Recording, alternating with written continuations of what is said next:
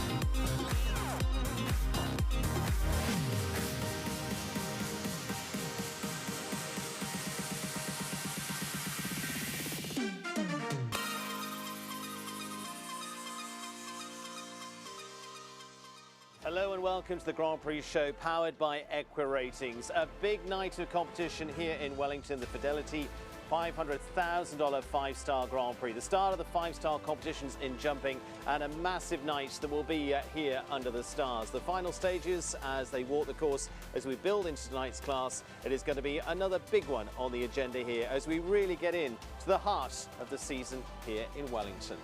Looking forward to seeing an amazing lineup of riders that we're going to talk it through as we go into this big competition here tonight. But all our stream brought to you by streaming partner Dot Technologies, engineering extraordinary experiences since 1983, and discover how to elevate your sports, entertainment and corporate events at dottechnologies.com. And also delighted to say our live stream is supported by the USEF, supporting sponsor of our live stream in part with support from the US Equestrian Federation and the USAF network as well. and bring us all this terrific sport throughout. We're going to be discussing lots through our stats from EquiRating as well, the official insights provider to the Winter Equestrian Festival. We're bringing you all the insight because we've got a wonderful lineup of those to discuss this as well. And I'm delighted to say it is first class here in the booth once again. Later on, I'll be taking you through the class with Andrew Burns. But in the meantime, in the build-up to our Grand Prix, we'll be discussing it all with my lineup here. And I'm delighted to say, Carly Anthony, very good evening to you. Thank you. Nations Cup winner here last year. And finally, it's been a little bit cold this week, but finally it's warmed up. Yeah, I figured maybe this would be keeping me warm, but I don't need it, so it's going to be a beautiful night for the class. And I'm also delighted to say, Laura Crouch, for once we've managed to grab you for the Pre-Grand Prix show. I say that I'd like to see you out in the ring, but I'm also delighted that we've been able to grab you in here as well. You're taking a little bit of a breather this week, but back in force after this. Absolutely. Hopefully back next week. So yeah, sitting out one final week, and this is going to be a great one to sit back and watch. Excellent. And to Skylar Riley as well, delighted to welcome you back here to the Pre-Grand Prix show. You were part of our lineup here last year as well. How are we feeling about tonight? The 5 stars have a little bit of a different feel here, don't they? There's definitely a different energy here tonight. 5 stars, everybody's excited to come and watch, and it is a break in the weather. So we're all going to be happy to be outside tonight, in addition to watching spectacular sport. Laura, you're so much a part of these big 5-star nights, and for you, how do you sort of build up to a night like this? Because we finish during the day, and then you have that 4 or 5 hours in between. Is that sort of the worst part of it? Well, I mean, yeah, actually, it's kind of nice. I normally don't have 4 or 5 hours, but I normally try to have a couple of hours where I can go home and just relax, maybe watch television, get my mind off what's going on, and sort of have a set time of when I want to come back, walk the course, and get organized. So, yeah, it's a little bit of a downtime before the anxiety and excitement of coming back and preparing to do that. I was going to say, you said the word anxiety there. You still get nervous? You know, I don't know if it's nerves or apprehension, but you know, you've got a lot ahead of you. And I mean, I'm looking down the list tonight.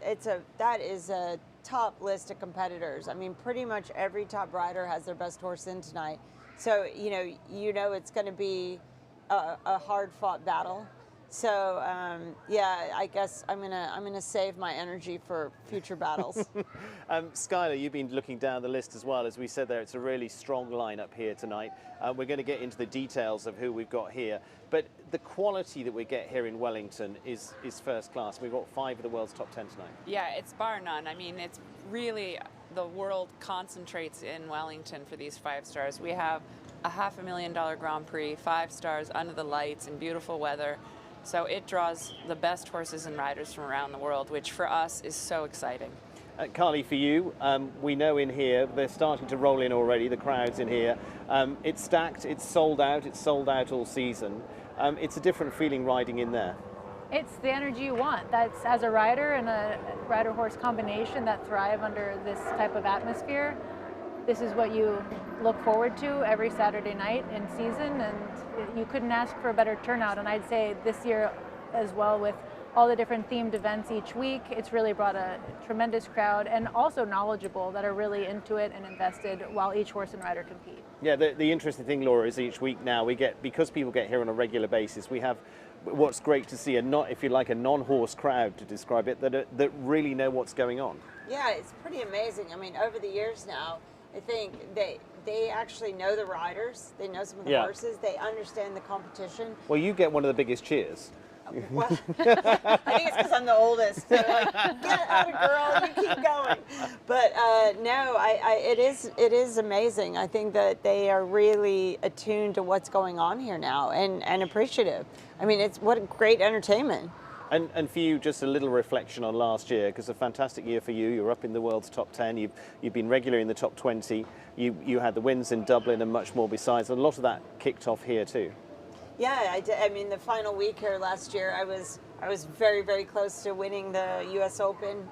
Came second, and the crowd that night was unbelievable. I mean, I remember we had to come back in to, I think, sign autographs or do interviews, and all of the audience from the side came into the ring, and it was really, really inspiring and exciting. I think the fans, they love it. I mean, it's really nice because, as you said, maybe they're non-horsey, but because they live in and around Wellington, I mean, it's by osmosis. They have to know a little bit about it. And so now they're all right there with us. I like the fact they've all been converted to horses, Skylar, because they have. I mean, years ago, you could walk into a drugstore and nobody knew what the horse show was. And now it's just been transformed by the level of sport and what's been developed here, that people actually know what's going on, and it's great. It becomes people ask me, when does it start? I mean, it always starts the same time every year, but the non-horse people will ask.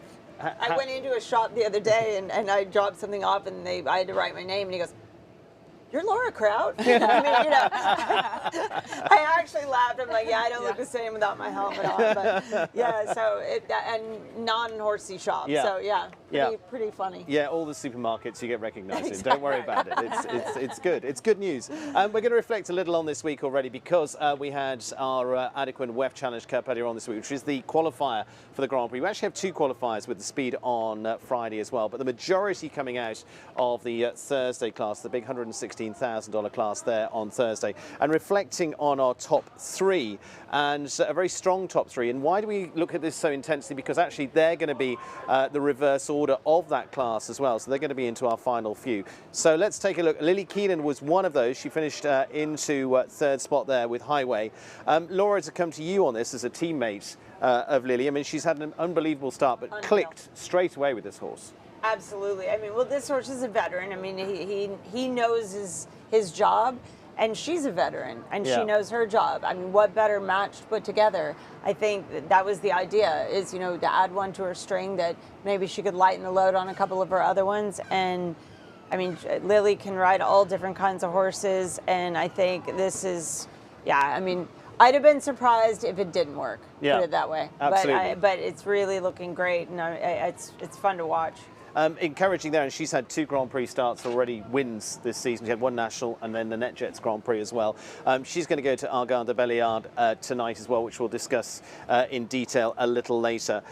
From our top 3 there, we also had not only Lily Keenan finishing in 3rd, Marilyn Little and La Contessa. Now, interestingly, she's going to sidestep the Grand Prix here today because she's been building the horse up. Carly, I mean, you and I talked about this horse the other day so fantastically, but again, sensible move. Yeah, it's definitely one of my horse and rider combo favorites, and I think she's done an incredible job building a partnership with this horse, bringing it along, taking her time, doing the proper steps to create such great consistency. And the best part about it is, with that consistency comes knowing your horse well and knowing what classes to jump and not jump, and I'm sure she has big goals in mind for this season and for this year, and I'm sure she's following her plan that's going to yield the results that she wants for the rest of the season ahead. And here we've got a little of La Contessa in action, and as you said to me the other day, Carly, when we were commentating, how much you enjoy this horse, but I mean, a real fighter in the jump off there. Oh, I'm not such a mare fan, but if I'm going to have a mare, this is the mare I want to have. I mean, great expression, knows exactly where her feet are, gets the job done, incredibly careful, and fights with Marilyn all the way to the end. I mean, look how lucky she is there. I mean, but still going, lands, looking where she wants to go next. It's a wonderful horse and rider combo to watch. And like I said, I love a good relationship story, and she's really put the time in to build such a great relationship with this horse, and it shows. Yeah, absolutely. Finished 2nd in the Southern Arches Grand Prix earlier on into the season as well. Mimi Gotchman was our winner. Skylar in there, Inclen BH. Now, Mimi also finished 3rd in this Grand Prix here last year with the same horse as well. Thoughts on this and how the performance went on Thursday? Amazing. I'm so happy for Mimi. She works hard. She rides great. I remember when she kind of made one of her first debuts in, I don't know if it was a 4-star or 5-star, when I was riding Robin at Devon, and she was 3rd there, and I've watched her ever since. I love the way she rides, and I love this combination. Looking forward to seeing how they get on tonight, and could be one really to come out of the pack here. As you, Laura, I mean, she's young, but she's defying the years already. Yes. Oh yeah, I mean, definitely. She's such talent and fearless. So I mean, when she goes, she gives it her all. She's going. Okay, well, let's take a look at a few of our stats here as well, powered by EquiRatings, the official insights provider to the Winter Equestrian Festival, and start delving into what all the facts and figures say about our riders here tonight. And here's just a few of them that we've picked out in there. The ones on form. Let's take a look. The obvious one is Greya with Kent Farrington. 14 rounds, 10 of them clear, 71% clear rate. Richie Vogel at the top there with Gangster Mondesier, 3 from 3 so far, so a little bit skewed there with 100% rate. But obviously still coming out big there. And one that might well come out the pack there, Akayu and Alarm Bloomin' again, stepping up here, 4 rounds so far, 3 clears out of that, 75%. But also we're going to get talking Nina Malave, Dynasty de Beaufort, 62% of the time, and Nicola Philipparts, 52% of the time with Katanga, that has what recent rounds, 31 of those 16 clears, so still looking at around the 50% mark, which is really good indeed. Skylar, to come to you first. I mean, Greya there matches up with the stats of what we'd expect for a horse like that. Absolutely. Greya, you look down the start list, she's been on, Kent and Greya have been on fire for the last, I mean, more than a year, but most recently have had so many back-to-back wins, and they're so, if they get in the jump off, they're really hard to beat. And I think one of the only horse rider combinations that might be able to beat them on foot speed is Nicola and Katanga. Yep. Because he's such a master of precision in the jump off. Laura, you've gone up against all of them. Yeah. As we were sort of saying earlier, Kent with Greya, if he's in there, it's pretty well lights out, isn't it? It is. I mean, I definitely would go for that. I think Kent is right now on such a roll. I mean, he's hard to beat when he's at the bottom of the barrel, but right now he's at the top of the group, and this mare is phenomenal. He says it's a different sport when he rides her. I'd say Daniel Bloomin and Corby would be his big competition. Okay, we're going to look at some stats on those in a few minutes' time as well. That'd be hard. That would be hard. Let's take a look at Kent Farrington. Carly, let's take a look here with Kent and Greya. I mean, this is a little from last year as well. Now, overall, he was ahead. Christian Kukuk with Checker finished second, the Olympic champion, on 35.45. Kent Farrington, 35.11. So it was a little closer than it might suggest, Carly. This was the most exciting jump off I would say we've watched in a long time. What I loved about Kent here, because to beat Checker and Christian Kukuk, I mean, he made some incredibly tight turns, but what I appreciated about Kent is he picked up a gallop and he did not touch the brakes until he crossed the timers, and it was such a master class. And he had 1 or 2 extra strides here or there, but he used his speed and the efficiency of that mare to get on top. And if I remember, Skylar, Christian Kukuk was going first in there as well, which he likes to do, put them under pressure, but Kent wasn't feeling that pressure there. I actually remember earlier in the fall, I think it was November, December, there was a 3-star before Geneva, and Kent won with, it was just a small, it was a warm-up for Geneva. No, it was I the think 4-star. He won by like 5 seconds. Yes. And he went fast, but you were like, 7, it was like 5 to 7. It was an enormous You've got to gap. practice somewhere. You've got to practice somewhere. You might as well win a $200,000 Grand Prix in practice. Yeah. He's the master at preparing. I mean, he jumps her in meter 30 classes up in Ocala. Like I give him a good chance. Let's take a look at a few others in there. We've got, you mentioned Nina Malave, we've got Daniel Bloomin, Richie Vogel in that group. Let's take a little look at Nina Malave first of those, because she's gone up like you did into the world's top 10 this season, which has been great to see. Laura, to come for you for this, I mean, Nina, what's been so good about her and to get to that level? Well, listen, she's a top rider, and she's got some phenomenal horses. We happen to be the one who found this horse for her. Yeah. And I mean, this is just an amazing horse. I think nobody would disagree with me on this. This is the mare I'd have. I mean, there's nothing she can't jump. She wants to do for you. And I think Nina's formed a tremendous relationship with her, and along with the other horses that she's got to ride.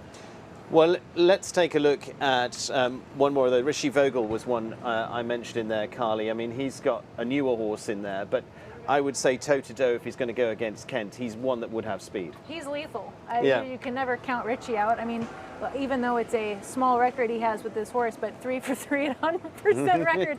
I mean, well, that's a bad photo. Oops. Well, it got better from there. It got better from there. So that was anyways, Levi No Star last season. Yeah. happens to the best of us, Stephen, Yeah. I tell you. But I would say 3 for 3 with the horse that he's going to be on tonight is, in and of itself, still impressive. Even with a short record, to have 3 rounds, 3 clears, that's great. Yeah. And when he goes in for the jump off, he's about as fast as they come as well. So I think we have a long list of fast riders tonight. With how many people were on that list you just showed us? 10? Yeah, They and I mean, could all win. yeah, exactly. 39 riders to go. One Skylar. thing I noticed about Richie, and because I was looking down the list of competitors, and a lot of the riders that have depth to their string are jumped a different horse from the WEF to this one. Yes. And Richie did. Yeah. So I looked up and saw what the horses they did their Grand Prix horses with the other class this week, and most of them did the meter 45 or the meter 50. Richie, with his 9-year-old, only jumped the $1,000 meter 40. That tells me he's confident. Yeah. He's confident. Okay, well, let's take a look at, we've also got a few facts and figures. If we get to the jump-off stage, well, we will get to the jump-off stage, who's dangerous in a jump-off. I think we've established Kent Farrington's the one to be watching there, but let's take a look at a few of these. Clear round rate in a jump-off for Greya and Kent Farrington, 79%, jump-off wins 9, podiums 11 out of there. But Katanga in there as well, as you mentioned, and Corby is looking very hot there in terms of clear round rates too, in jump-offs too, 57%. René Dittmer just quietly sits there at 67%. He finished so well here last year as well. And Laura, we're going to come on to them more a little bit later on, but Jesse Springsteen, Don Juan, it's been good to see them back in action. So great. He looked so fantastic the other week. I was thrilled. I mean, he looked like he was a 10-year-old. So I know she's pleased, and you can't rule her out. Yeah. I mean, if she's in the jump off, she and that horse are such great partners, and he's fast now. So I like Skylar said, there are a lot of fast horses and riders, and We're going to look at that one a little bit later on as well. But in terms of the jump off, okay, we've got Greya and we've got Kent in there. Let's go to the side of that. You mentioned it, Nicola and Katanga, if we take a look at them. I mean, this is a fabulous mare. They won Le Bourg Grand Prix, gold medal team at the European Championships last year as well. Yeah. So fabulous consistency from her as well. What do you like about this one? I just love that he knows this mare so well, and he just rides his ride on her, because she can do 3 strides as fast as one horse can do 1 stride. It's unbelievable. He just goes. I watched him win in Tryon, and he did more strides almost everywhere than everyone else, but he was turning, and the horse is so fast with its legs, and they're just a great partnership. They're fun to watch. Excellent. Looking forward to seeing them a little later on, because they're going to be probably a big part of this. And again, based on their rates of clears, I would think they will be. Carly, I'm going to throw it out there. Kent and Greya are going to be trying their socks off here, but I don't think it's a done deal. It's never a done deal. It's sports. I mean, anything could happen. They're horses. You know, there's so many factors that could go into it. And I was just thinking, like, all the horses that we're saying that have a good chance of beating Kent and Greya, they're also all mares. Yeah. A lot of them are all mares. That's and true. Obviously there's some geldings in the mix. To change your opinion. I'm like, wow, I guess I'm going to have to get on board. I love a good mare. I'm all for girl power, so I better get on the mare wagon as well. Jeez. Oh, I'm anyway. Yeah, better not speak out against it. This is the point. This is why I have a power lineup like this to discuss this. But you mentioned that in there. I mean, the mares have come to the top now as well. Very interestingly, Carly.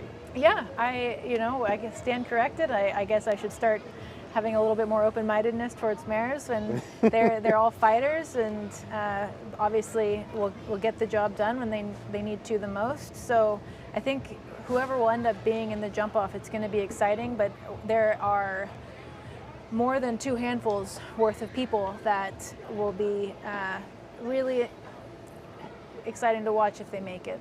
Laura, we're going to get into the start list in a few minutes' time of the full list here, but I would say this is actually very open. Would you agree? Definitely. I think I counted, I think there's definitely 15 who could win. Yeah. Like, that, who, if everything goes right, they could win.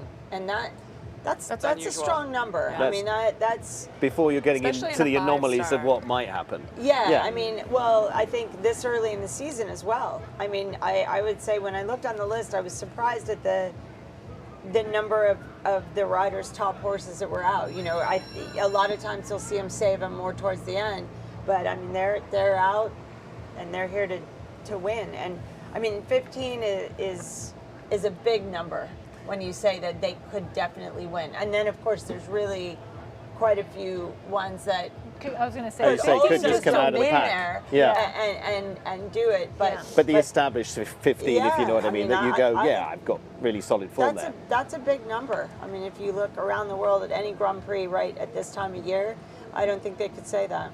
And for you here, it's very competitive here, and we'll talk a little as well on the likes of Clooney have won this Grand Prix before now. This Grand Prix really sets you up for the season. I mean, I think that it's a good one to win, for Yeah. sure. I mean, Kent won last year and didn't harm him. Won the following week. You've won this Grand Prix with Cedric. I might have, yeah. Yeah, I don't remember, 2011. but- There you go. Thanks, Steve. nice. Well, she's just won so many. No, so I haven't won enough. But anyways, I don't remember, but I do remember winning one of these with Cedric. So that was a good one. And a nice special start to the season as well with Cedric, of course. Yeah. Well, we've got some great greys in there tonight as well, and we'll come on to Daniel Blumen and Corby VV as well. In fact, let's just very quickly talk that one because Laura's mentioned it. Skylar, what's your thoughts on Daniel Blumen? He's a fantastic rider and mentally strong. Always wants to go to win. He's done a good job developing this horse, and the partnership is really, I think, they're ready to peak. And the fact that we go in the reverse order of the qualifier here, Carly, that does play a big part, doesn't it? I'd say for the ones that didn't jump their Grand Prix horses in the qualifier, so they were maybe trying to step up another horse to give it more experience, save their Grand Prix horse, obviously.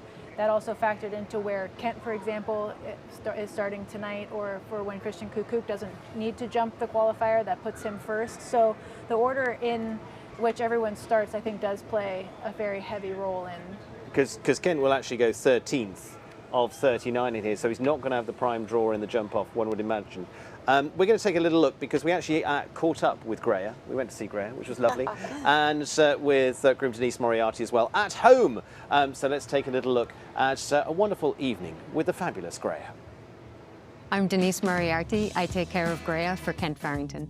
She's been with us since she was 7. Kent's older for longer than that, but she's been here in America with us for 5 years. She was quite timid as a young horse. Honestly, she was a little bit quiet, a little bit shy. It took her a while to actually come out of her shell and grow a big personality. The process with her has been just taking her time, listening to her, dropping her up and down the levels until she was confident. She always had a lot of ability, a lot of power. She's an ultra careful horse, which got her in trouble sometimes as a young horse, so that really took a lot of patience on Kent's side.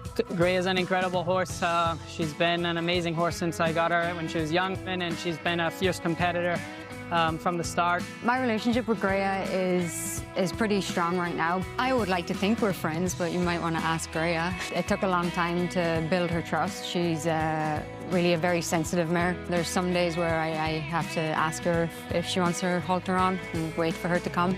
Catching her in the field sometimes when she doesn't want to come in can also be an issue. We're getting there. She's become quite a diva as she's gotten older, and the more she wins, the more diva she is, the more treats we need, the more opinions we have.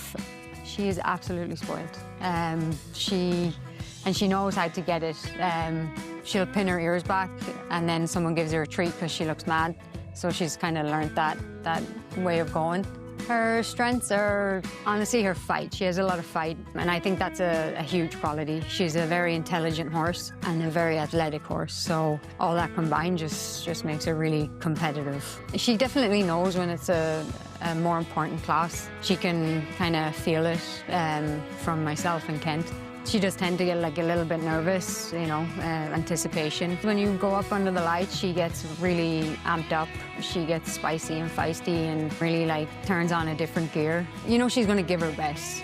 She's not going to go in and have a lazy rail or anything like that. She's always going to go in and be her best, so that makes it really enjoyable to know that she's trying as hard as everybody else is. It's been incredible to see what Kent has been able to make her become. So it's been super exciting this year, and last year in particular has been an incredible year for her and the team.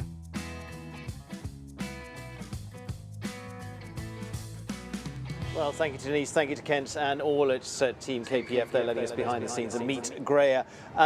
She was talking in there about the fact Greya's a bit of a diva.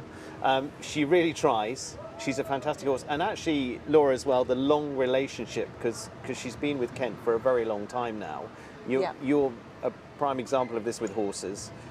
It does really change things, doesn't it? Definitely. I mean, I think, particularly in today's sport, I think it's almost impossible to go out and get a ready-made horse. You know, I mean, I know Lily's done that with Highway, but he also has age and that circumstance. But I think it's very important to find them young and develop them, train them the way you want them to be trained, and you form a great partnership. And I saw Kent on Greya, I think 4 or 5 years ago.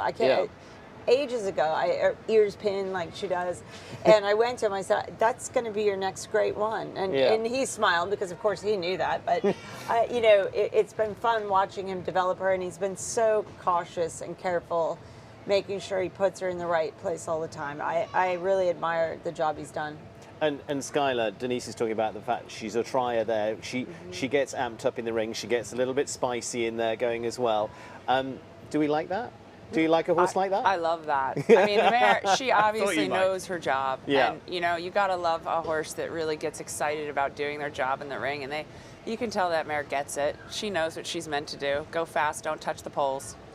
And Kent has been really an incredible horseman with, like Laura said, the timing of how he brought her along. Because I also remember her from about 4 years ago and watching her come up through the ranks. And he placed her all along the way, and even today still does. Like, we'll jump her in a 1.30 m. We'll give her a chance to have a nice day. She did a couple of weeks ago here. Just quietly went round. He just knows her inside and out, and they're a fabulous partnership. And, you know, I mean, all of us, when we first got into this sport, that's what it was for, right? The love of the horse, and being able to create something where you have another spirit animal that you're trying to play a game with and win a contest with. That's pretty amazing that we get to do that every day. Well, it's a pretty special night ahead. Yeah. We're going to take a little bit of a breather. Talking of patience, we're going to take a little break. We're going to be back in a few moments' time as we delve a little deeper into who might win tonight's Fidelity $500,000 Grand Prix here in Wellington, the first of our big 5-star Grand Prix of the season. We're back in a couple of minutes.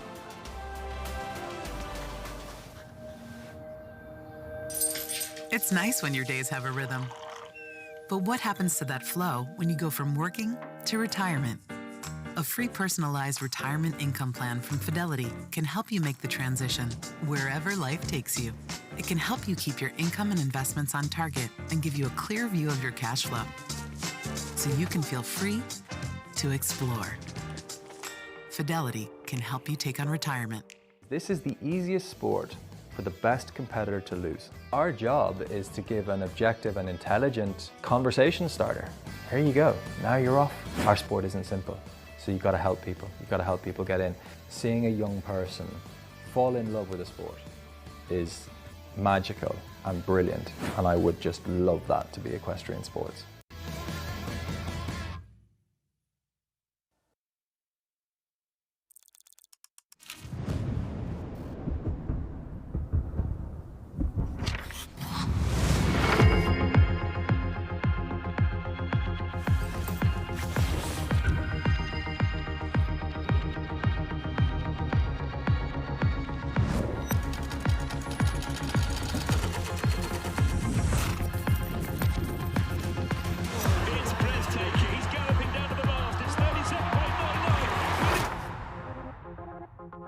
Welcome to Wellington International, the biggest horse show in the world. 3 months of competition through the Winter Equestrian Festival. Come and follow all the action. If you join us on site, that's great, but also on wellingtoninternational.com/live. Whether it's World Cup Dressage, the Equitation Championships, top-class show jumping, culminating in that $1 million Rolex US Equestrian Open Grand Prix. Each week on Wednesday as well, join us for Lemieux WEF Weekly at wellingtoninternational.com/live.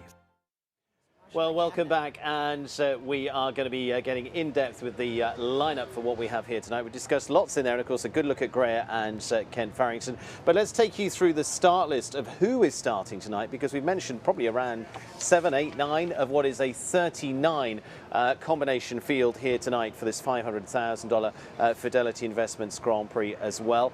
This is the starting order they'll go in. Rodrigo Pessoa starts us off with a newer ride for him with Prince van Eichenlohe. Further down, Bertram Allen, Conquest Rigo, another early one to look at here. Tom Watchman, Tabasco de Toxantia, the 20-year-old Irishman who won the London Grand Prix as well. Week 9 Grand Prix winners, the Bainbridge Grand Prix winners last season. Emily Conser of Belgium, Portobello going early on as well in the lineup. So that's our first 6. And like I say, we go in reverse order of the qualifiers. So as we get late into this, we see those in the very best of form from Thursday. Alex Matz and Ikigai, the Toronto winner, of course, and as well for him, hopefully, another big night there for the Matz family.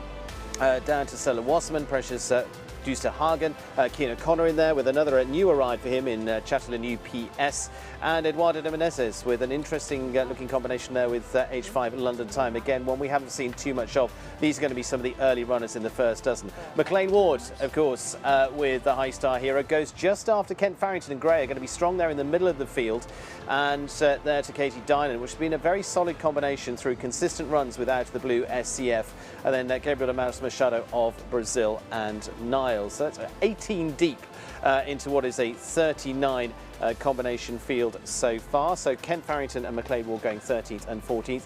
Daniel Blumen goes 19th with Corby VV, followed by Nicola Philipparts, Katanga, Spencer Smith, his Dublin team winner with Keelan, and some newer combinations there for Canada with Mario Delorier in terms of a newer horse and Inside of My Heart into this level, and the same for Erin Ballard. And once come out of the French ranks fantastically, a former youth champion in terms of horse, Fave de Tweed.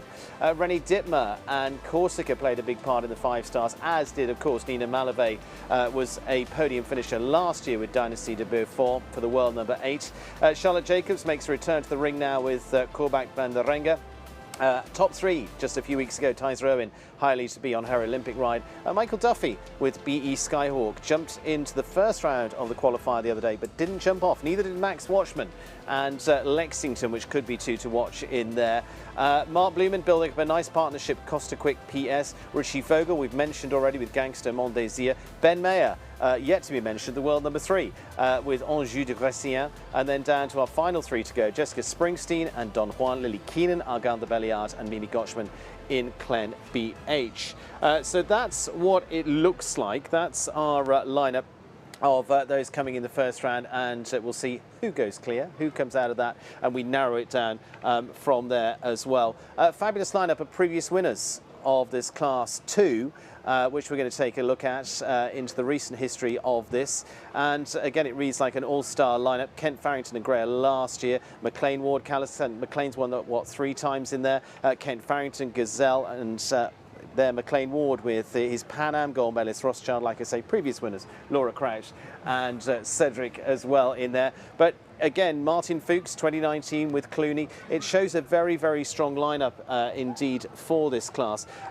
Previous winners, throwing it over to my panel here, Laura first as a previous winner. I mean, that really does read as a who's who has won this before, including your name in there as well.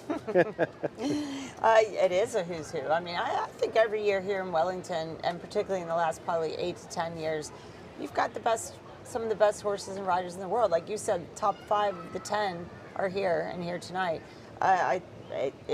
This is tough competition.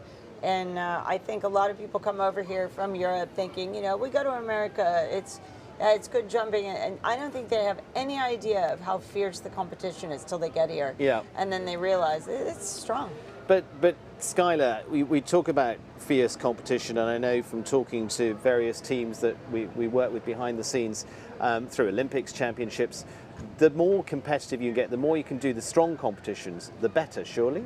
Absolutely. I mean, I think you surround yourself with the best horses and rider combinations, you're going to learn the most. You're going to achieve, it brings you to the next level.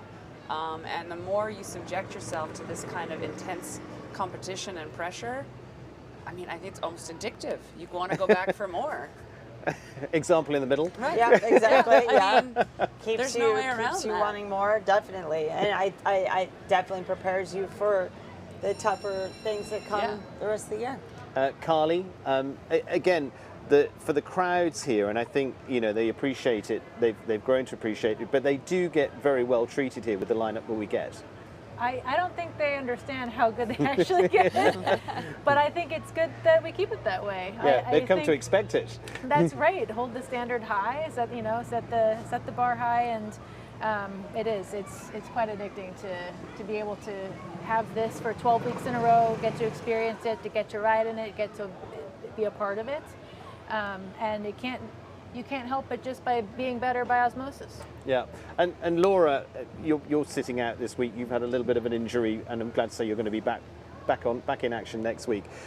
But also with a big year and a big season like this, you do have to place where you're going here, don't you? It's great to sort of start off strong, but you've got to think about how you're going to work your way even just through this bit of the season. Yeah, absolutely. I mean, I think that everyone will have their plan in mind. I would imagine that some of them who are jumping their best horses tonight probably will be tonight, then they'll probably lay low for a little while and maybe come back out at the end.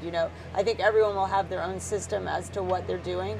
I had the opposite plan without the injury, but I was thinking to wait a little while before I bring the big guns out because I showed late into the season. Yeah. So I think everyone has their own idea of how they want to do things, and that's why when I looked in the list tonight, I thought, wow, I wasn't expecting to see the heavy hitters that are in. I think this will be as strong a Grand Prix that we'll see down here, I think. I mean, obviously the last week will be the biggest or the toughest, but this will be probably one of the hardest ones. And you're feeling nice and motivated towards the Rolex $1 Million Grand Prix as well now. That's Definitely. $1 million. I'm. Is this the first year that this Grand Prix is 500? Yes, it is. It is, Yeah. right? Which I think is also a big draw. Yeah, all the three Grand That's Prix, what money 5, 7, usually and 9 are now 500,000. Makes people hungry. This was 385 last year, and Yeah. that had been increased, so it's another big jump. Which, as you say, I mean, people here I don't think always realise quite how much is being put on the table here for you. Yeah. in terms of enjoying as a crowd, but also it's great, Laura, that has increased to reward that. Absolutely. I mean, you definitely. It's worth jumping. Yeah, it's definitely worth jumping. Well, last year it was definitely worth jumping because it was a big showdown between the Olympic champion, that was Christian Kukuk, and Kent Farrington with Greya. We're going to take a little look at the side-to-side between these two, and I'm actually going to go to Carly here. Like I said, there wasn't a big difference in the end. Greya 35.11, Checker 35.45, but what a treat to have this two greys going against each other, including the Olympic champion. Yeah, I would say this is as good of a head-to-head as you're going to want to see. crazy. Checker with a bigger Isn't that stride, wild? Greya with a little smaller, using their strengths to their advantage in their own way, they're still almost but in step both with step. He's a little impeccable behind, but riding, he must catch always up. forward, always fluid. I mean, again, neither of them touching the reins, but using the track to their advantage. He's a little behind. Which, in the end, when you have two very different horses, that's using your track is going to be really what show puts it, you at the did it? top. There we go. That's how the two, but I say they actually came out very close in the end. Mimi was behind that on 36.43, which was less than a second and a half, Laura, which is what, 2 strides, Yeah. if that? Yeah. So as much as we're saying it's lights out, I mean, she as you said, she goes for it. Oh, she does. I mean, if she's in this jump off, She's going. they should be worried. she's probably full of confidence right now from her win the other day. The horse is fantastic, and she is really good. And that was her first sort of big 5-star win down here, which was nice. So Yeah, that was great. No, she's one of my 15. There we go. Carly? And she's last to go. Yes, prime spot. So that was a little bit of what happened last year, as they say. I'm going to come to you guys for who you think are you going to be winners. This is where I start putting you on the spot, and then we put some stats to it as well. Skylar, let's start down the end. Who's your pick for tonight? My pick is Katanga with Nicola Philipparts. Okay. Laura? Kent Farrington and Greya. Oh, I know. you're playing it safe I there. know. But I know. understandably. If I had a second, it would be Daniel Blumen and Corby. Okay, Carly? I'm going with the inspiration of having women over here with me. I'm going to say Nina Malavey. You're going Nina Malavey. Yeah. And I have to make a pick as well. And I'm going to go with Mimi. So Nice. Yeah, we will see. Good luck to them. Let's take a look at the chances of those combinations doing well here tonight as well. So those are our picks in there. Laura going with Kent Farrington. We've got Nicola Philipparts with Skylar. Carly's gone with Nina, and I've gone with Mimi Gotchman. Let's take a look at some of the win chances here tonight. Again, and our stats coming from EquiRatings as well, to take us a little dive into what to expect from them as well, and see what sort of stats we've got around those, because it's going to be very strong indeed. And you mentioned Daniel Blumen in there, 47% clear rate from them. Here we go. Win chance, although it says 13% there in terms of this is how you pull it out against the field. Laura, when you look at Greya and Kent there, 9 wins, 17 clears, 31 rounds. You would take that rate every day of the week, wouldn't you? I would. Definitely. And actually coming out in the stats then, Dynasty de Beaufort just behind that on the 11% chance of winning, 2 wins, 21 there. So from the Nina end, I think that's backing up you there, Carly. And Laura, for your second pick, Corby VV, Daniel Blumen coming just ahead of the others there, 20 rounds, 14 clears, nice win behind them as well. And as we'd expect, Nicola Philipparts, strong group. But I mean, in terms of rounds, Skylar, he's done a lot more, 134 compared to, say, the 34 of Anjou and Ben Mayer. So lots more mileage there. So the stats are a little bit wider. Lots more mileage, and she also, like, timing-wise, you know, she's coming off of a little bit of a break. He hasn't been showing her as much recently, so I think she's going to be fresh and ready to roll. Well, let's take a little look at our final 4, because the key bit here, as we mentioned, is our final 4 to go in the Grand Prix here that came from the qualifier, and so they were the best in qualifying. Like we said, Marilyn Little has elected not to go into the Grand Prix here tonight, but we've got Ben Mayer, we've got Jessica Springsteen, we've got Lily Keenan, and of course we've got Mimi Gotchman going last. First up, Ben Mayer and Anjou de Gratien from this combination together. He finished well here, previous with Dallas Vegas as well.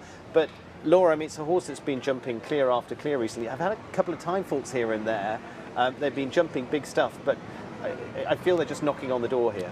Yeah, I mean, you know it's a strong field when we don't talk about Ben Mayer and McLean Ward. Yes. I mean, yeah. this is something. No, I mean, listen, Ben, in my 15, I mean, yeah, he could win on any night. This horse is amazing. He's amazing. What can you say? I mean, I definitely think he has a strong chance. Little look at Anjou here. I mean, it is a fantastic horse that I saw early on in his career. Actually won the World Cup qualifier in London. Yeah. And has been a really solid horse for him from winning the Nations Cup in Spruce and in Barcelona last season, Laura. I mean, just consistency. Yeah, I mean, listen, he's a top horseman, one of the best riders there is, and competitors. I mean, he's a fierce competitor. So, you know, again, like I said, I mean, the fact that we didn't discuss him earlier is pretty shocking. But you know, he is knocking at the door. It's anybody's game. Carly, quick word from you on Ben as well, because you worked closely with the team there. Thoughts on tonight? He's motivated. I agree. Yeah. I mean, he's had enough clear rounds, but not quite the win, and tonight could definitely be the night, and I agree.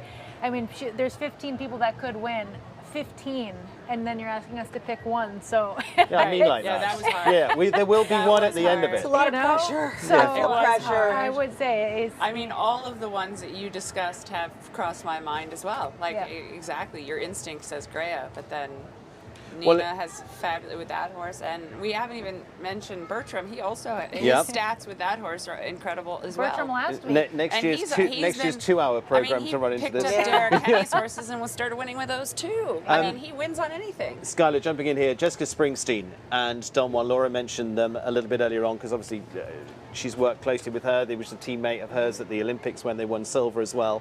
Don Juan is a past winner of the London Grand Prix as well. Great to see them back. There's been a little bit of time away in various different times with this horse, but I mean, they are a good, really competitive pair, aren't they? Absolutely, and you know, this ring really suits this horse. He's got a massive stride, so he can be fast across the ground. They know each other inside and out, and I agree with Laura. I saw him jumping recently, and I think he looks back in top form. Excellent, looking at it and that as well. Lily Keenan, we're going to talk to, but final word from you on Jessica here, Laura? Because I mean, you know this horse very, very well. I know him very well, and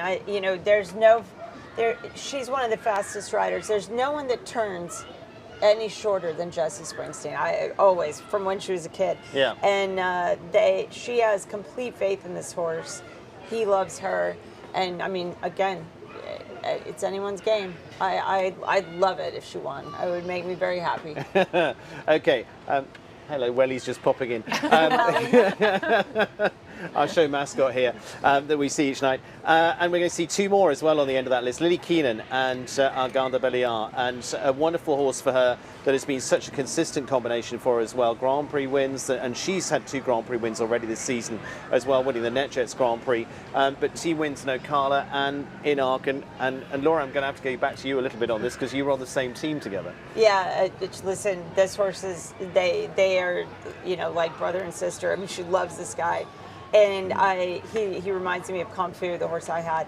He is such a great clear round jumper for her. I think she wouldn't disagree with me. His foot speed probably isn't what you'd want tonight if you're up against the ones we've been talking about. But once again, he jumps a lot of clear rounds, and she's a fast rider. I think if she went in and laid one down, they'd at least have something to beat. But probably not the quicker horse of her string right now. Mimi Gotchman will be last to go there with Inclen BH Carly. Let's talk these two as well. Best in qualifying, won the qualifier here. They've won in Upperville before now. Finished top 3 last season as well. What are your thoughts here? She's last fast. To go. She's fast with this horse. The year she won in Upperville, I was second. She beat me fair and square. So if she goes clear tonight and she's last to go, watch out.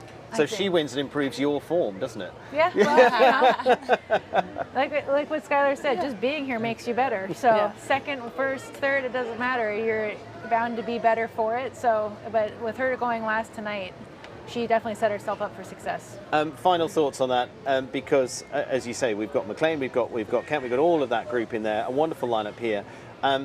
Mimi, if she went clear, would be last. Laura, we've got, if they do go clear, the likes of Kent, McLean, midfield in that jump off, which would be interesting. We had 11 clears last year. Yeah. What do you think? Does it matter? I don't. I think they won't hold back. I mean, I think McLean and Kent, they have all the mileage. I mean, they'll have their plan. They'll know what they want to do, and they'll go as quick as they possibly can. They'll take some beating. I don't think that sitting out and watching them is going to really give you that much extra information by the time, say, Mimi goes. I think she's going to go as fast as she can, and they all will. So I think going first would be a handicap for sure. Yeah. But I think, if Kent and McLean get to see 2 or 3 ahead of them, I think they'll be ready to roll. It's a big gloves off night. I'm looking forward to it. Me too. Well, we are, and I'm going to say thank you very much to all 3 of you, because we're going to let you get to wherever you're watching it from and enjoy your evening. Thank you, Carly. Thank you, Laura. Thank you, Skylar. Thank you. Laura, it's been wonderful to have you in the nicest possible way. I hope I don't see you again in this season. In the nicest possible way. I hope this is the last time I ever do that. Shortly over in there. Thank you for joining us on the Grand Prix show. Thank you to Equa Ratings as well, taking us through the stats there of all our big players for tonight. We've got more of that to come into our main show as well. Join us for that. To Skyra, to Laura and to Carly, thank you very much. We'll see you in a few minutes' time for the Grand Prix itself.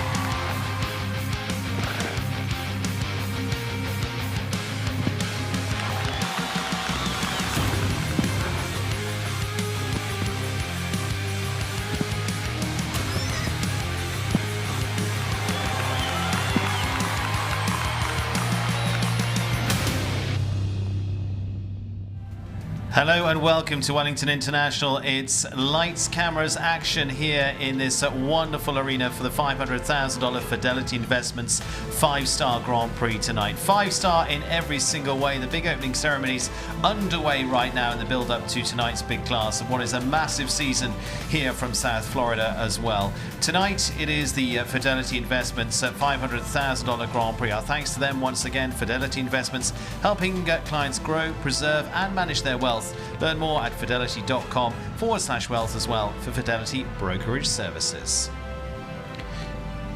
And also to Dodd Technologies tonight. Their work you can see right behind them right now as well as we light up the sky. But engineering extraordinary experiences since 1983. Discover how to elevate your sports, entertainment and corporate events at doddtechnologies.com. And our thanks to our live stream supported by the USEF, supporting sponsor of our live stream in part with support from the US Equestrian Federation and the USEF network as well. Thank you to all of those that bring us our fabulous competitions here. And like I say, the night sky is being lit up. Readiness for tonight's $500,000 Fidelity Grand Prix. The money's up, the standard of the riding is going to be unbelievable here tonight, and we're looking forward as the best of the best do battle once again here in Wellington. And we're going to be taking a look at our riders featuring tonight's class. 39 go in the first round overall, but we've got some real superstars to bring out from that as well.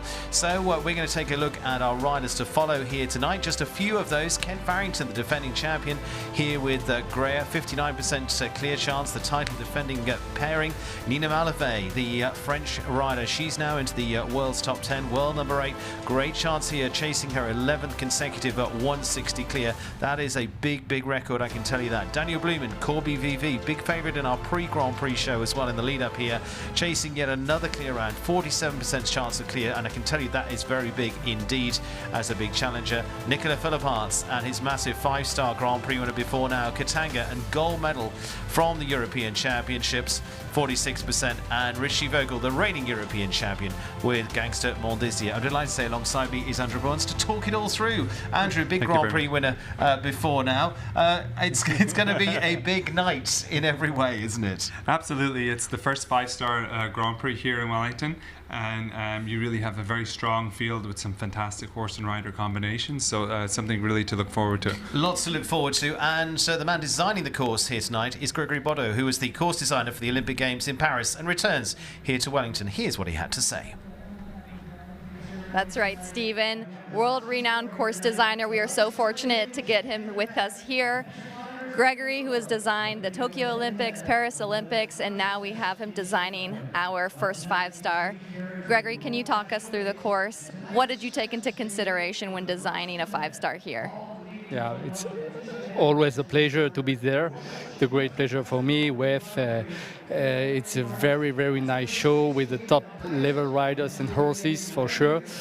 My idea for this first 5-star here is to build firstly a fair course for sure, but also to beside the delicate course.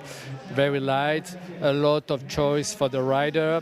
The rider need to be to have a good connection with horses for sure, especially with different line, because I often with my philosophy about the course designing, I try to ask some question for the riders and not for the horses, and especially for this class, this Grand Prix,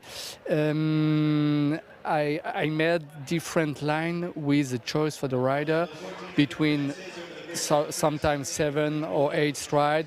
You have 4 long or 4 short, sorry, or 5 long. I like the rupture of the balance. This is for me the most challenging problem for the riders currently. Great, thank you so much. Well, we appreciate you coming here. We look forward to the horses competing. Thank you so much. Back to you, Stephen. Thank you very much, Ali, and a very good evening to Ali Wolf, who will be with us throughout the night as well, down there in the warm-up, down there at the sharp end of competition as well. Andrew and I are going to take a look at the course in just a moment's time. Andrew, just a little overview first there. When I walked it, delicacy, I thought, was the word of the day. Do you agree? I think so. It looks quite careful. There's a couple of things we need to look out for. The A of the triple combination is quite tall, and then it goes to oxer after that. Obviously, the wall here is always something to contend with. And then there's a Liverpool in B of the double right at the end of the course. That could also cause some couple of issues. Let's take a little discussion on that, because a really interesting course to say. We're going to go around that in our animation in just a moment's time. But also the riders featuring tonight, though. We mentioned some of those with, of course, Ken Farrington, Greya, the defending champions here. I've just been discussing with another panel of chances here tonight. What are your thoughts? I think it's quite strong. We're also seeing a couple of new names in the mix tonight, which is always very exciting for me. I like to see new people come to this level. Also, there's a couple of riders have newer horses for them. And, well, there's Greya. Here's Kent from last year. Always going to be one to watch. And he's very strong at the moment. The horse has been jumping fantastic lately. And of course, Kent is really on form at the moment. Also, I think he's going to be fighting for his number one spot again tonight to maybe reclaim it. Absolutely. Of course, world number one coming through most of last year. Scott Brash of Great Britain has just taken over that number one spot. But it's wonderful to see a battle in the sport for that, isn't it? That's what's making it really interesting. Two fantastic riders. I think it is. And it's a real testament to our sport that it's very difficult to dominate it over a certain period of time, because there's so many variables. And so many things to get right and get wrong on every single day at this level. Well, that was the result from last year. Ken Farrington against the Olympic champion there with Christian Kukuk. We've got a wonderful lineup of riders, 39 of those tonight. We're going to take a close look at those after the break. And, of course, the course set by Gregory Bodo as well. We're going to be back in a few moments' time. Join us for tonight's Grand Prix in a couple of minutes. It's going to be a big one here tonight.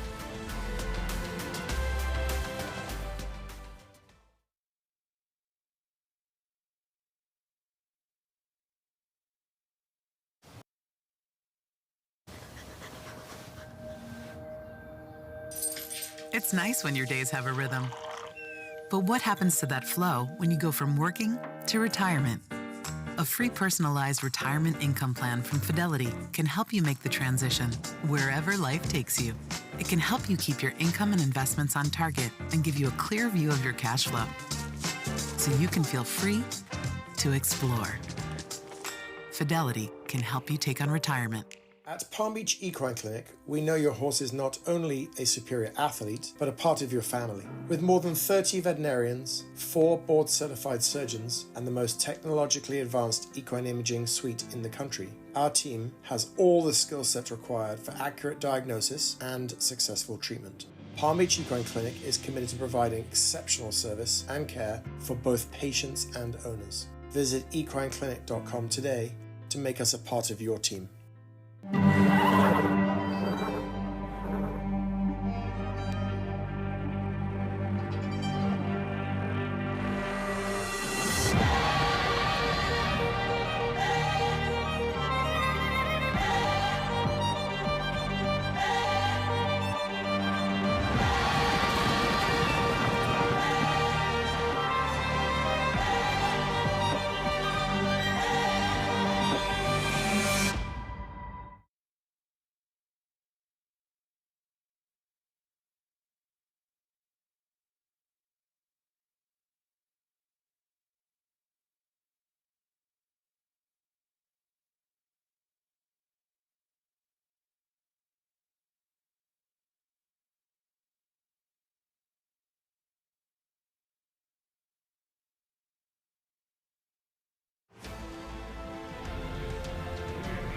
And welcome back. It is lights all on show out there. It's been a wonderful lineup and build up to the Grand Prix here tonight over in the stadium. It is really a very, very special experience now out there in this Wellington arena. We're going to be taking you through. We're actually just overlooking the arena right now with Andrew.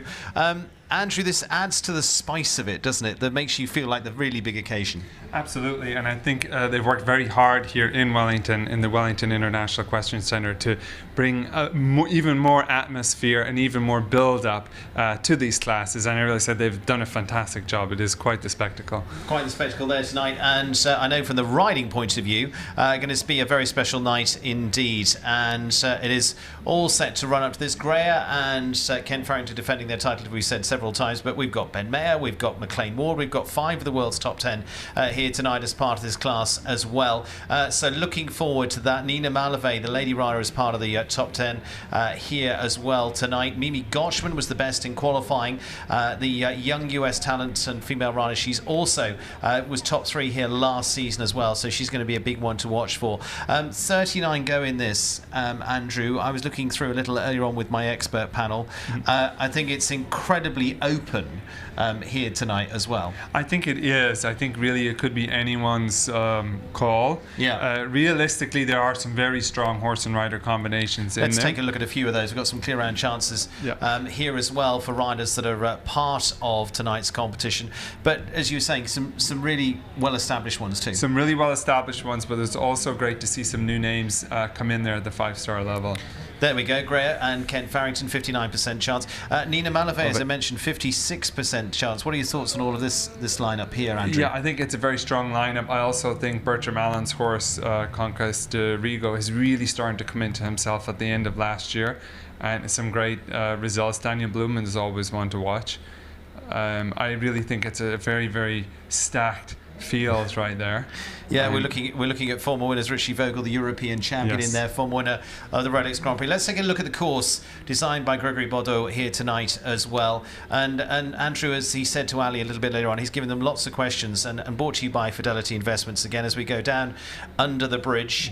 Andrew, talk me round it. What's your initial thoughts? Number one can never be underestimated. It's right up against the edge of the arena, and you want to watch that they don't become complacent. Nice roll back to number 2. This is where they're going to watch their time allowed a little bit, make sure they're on time. 9 strides then up to this Liverpool. That jump always rides a little bit tricky up in that corner, because if the horse backs up or anything.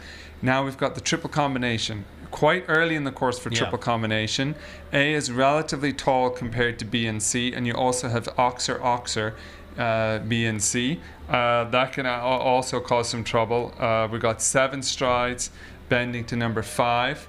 Then we got to roll back again to the wall. Now here's a tricky one, because if you turn too quick and your horse spooks at that wall, you could be in trouble. But if you take too long, you'll be in trouble for time allowed.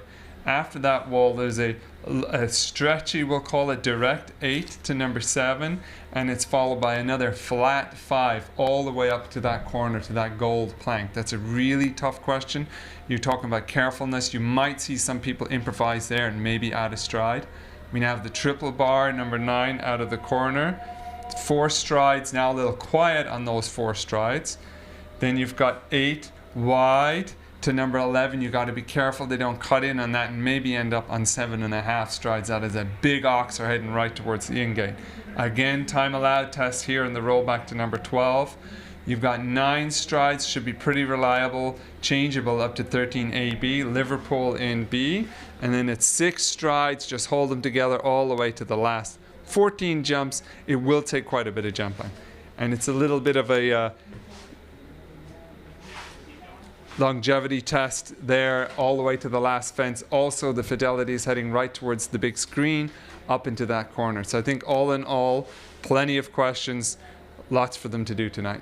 Excellent. Thank you, Andrew. Well, we're going to take our seats in readiness for tonight's Grand Prix as well. And as we said, 39 combinations going in all. We'll take a look at that too. Split across our 2 halves. Reverse order of the qualifier earlier on this week as well, which makes it even more fascinating. Mimi Gotchman going to be going last into our early first half as well. Reminder, we've got the likes of Tom Watchman, the young talent from Ireland who won the London Grand Prix. But we're actually going to start off with the Athens Olympic champion, champion and a man who's a true legend of the sport too in Rodrigo Pessoa. Well, now a newer ride for him. This is Prince van Eigenlo, so it's going to be our early indicator here.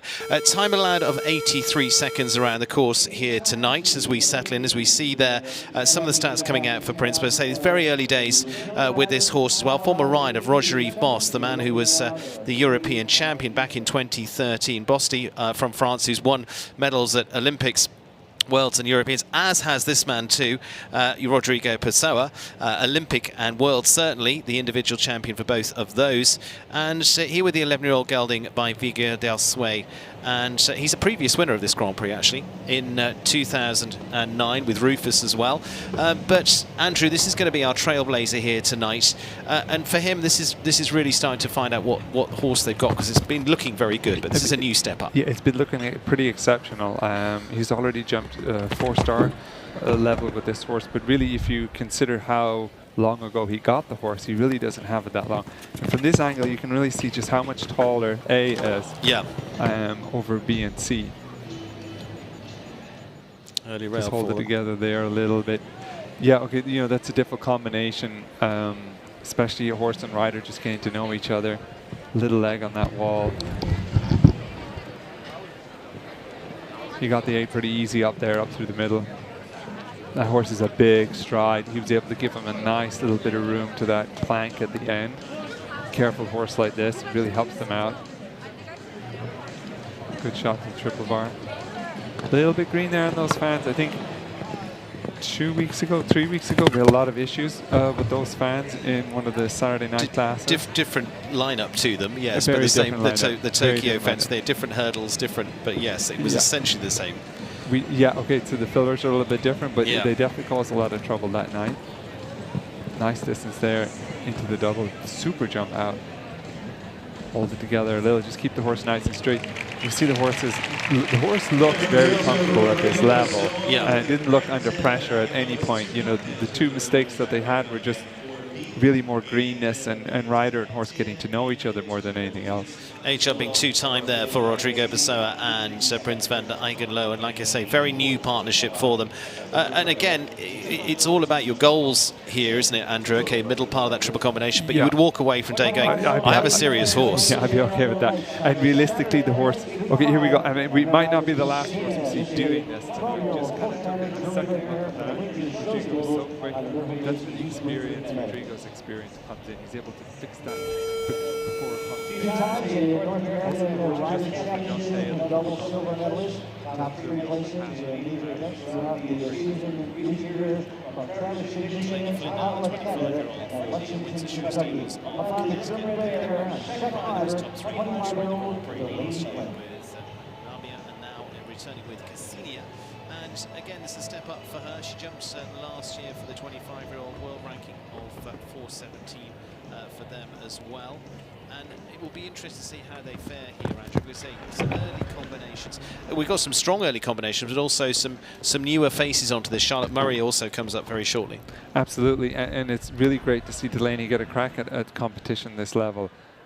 She has jumped some big classes on this horse before, but the atmosphere and the pressure here in Wellington at a 5-star level. You also talk about the field, just the group of horses and riders that she's going up against tonight. It really should be, if nothing else, challenging for her, and she's really going to grow from this. She's off to a good start. Little extra leg there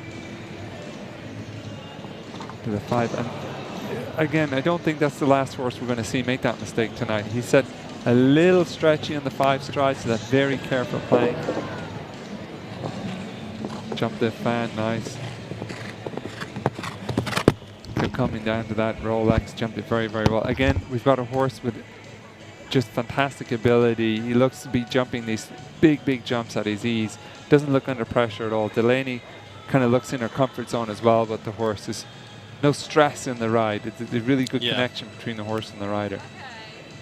Coming home on the 8, might just squeak the time allowed. Going to be 83.58, so just a fraction over it. 1 for time, 8 there for Delaney Flynn and Cassini. Like I say, step up for them. I'm going to sound a little bit repetitive here, but actually they would be happy with that too. I think so. I think they should be happy with it. It's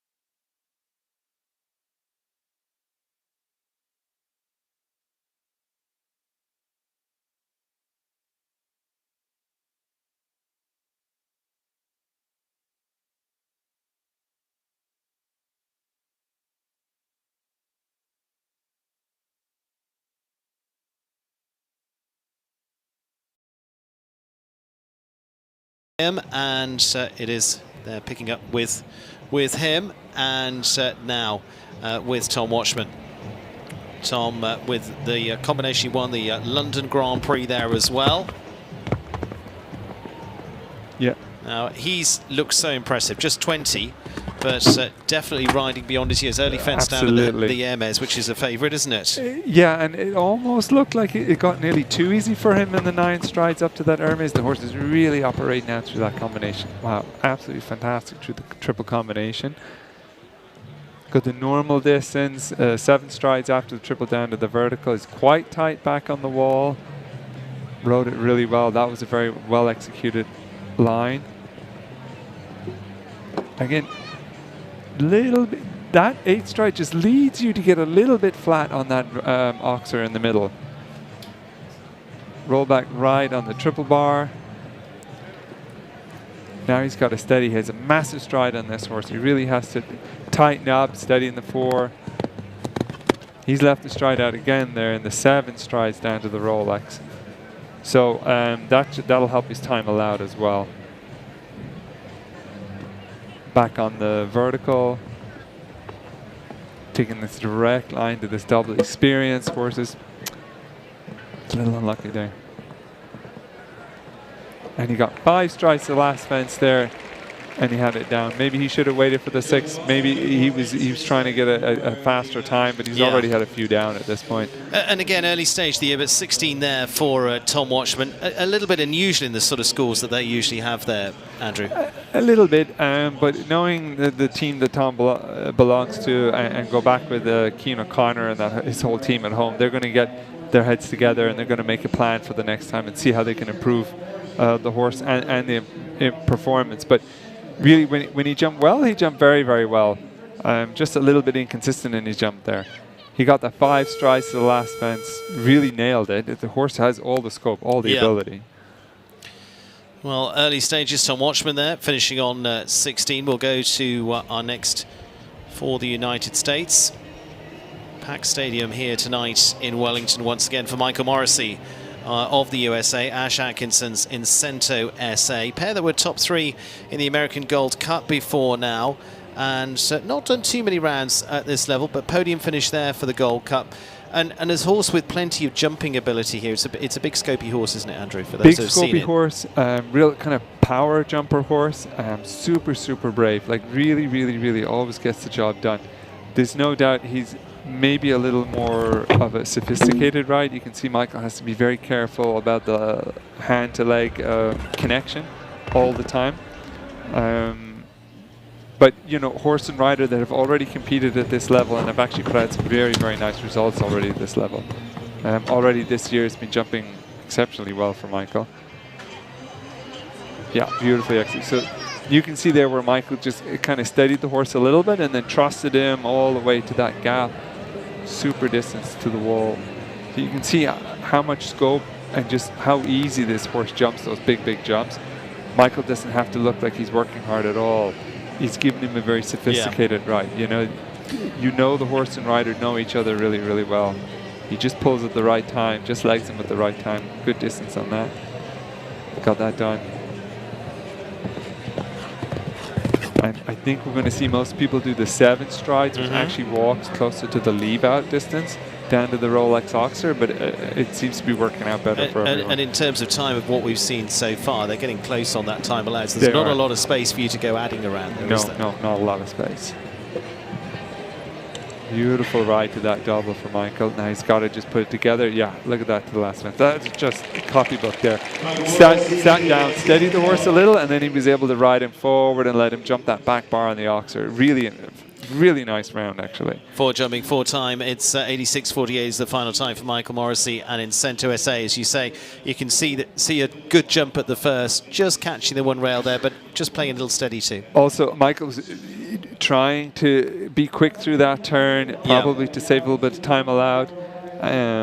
They wouldn't be the fastest horse and rider combination in the class, but it does show that the time allowed is quite tight. So I know if I was riding this class, I'd be planning on a tight time allowed at this point.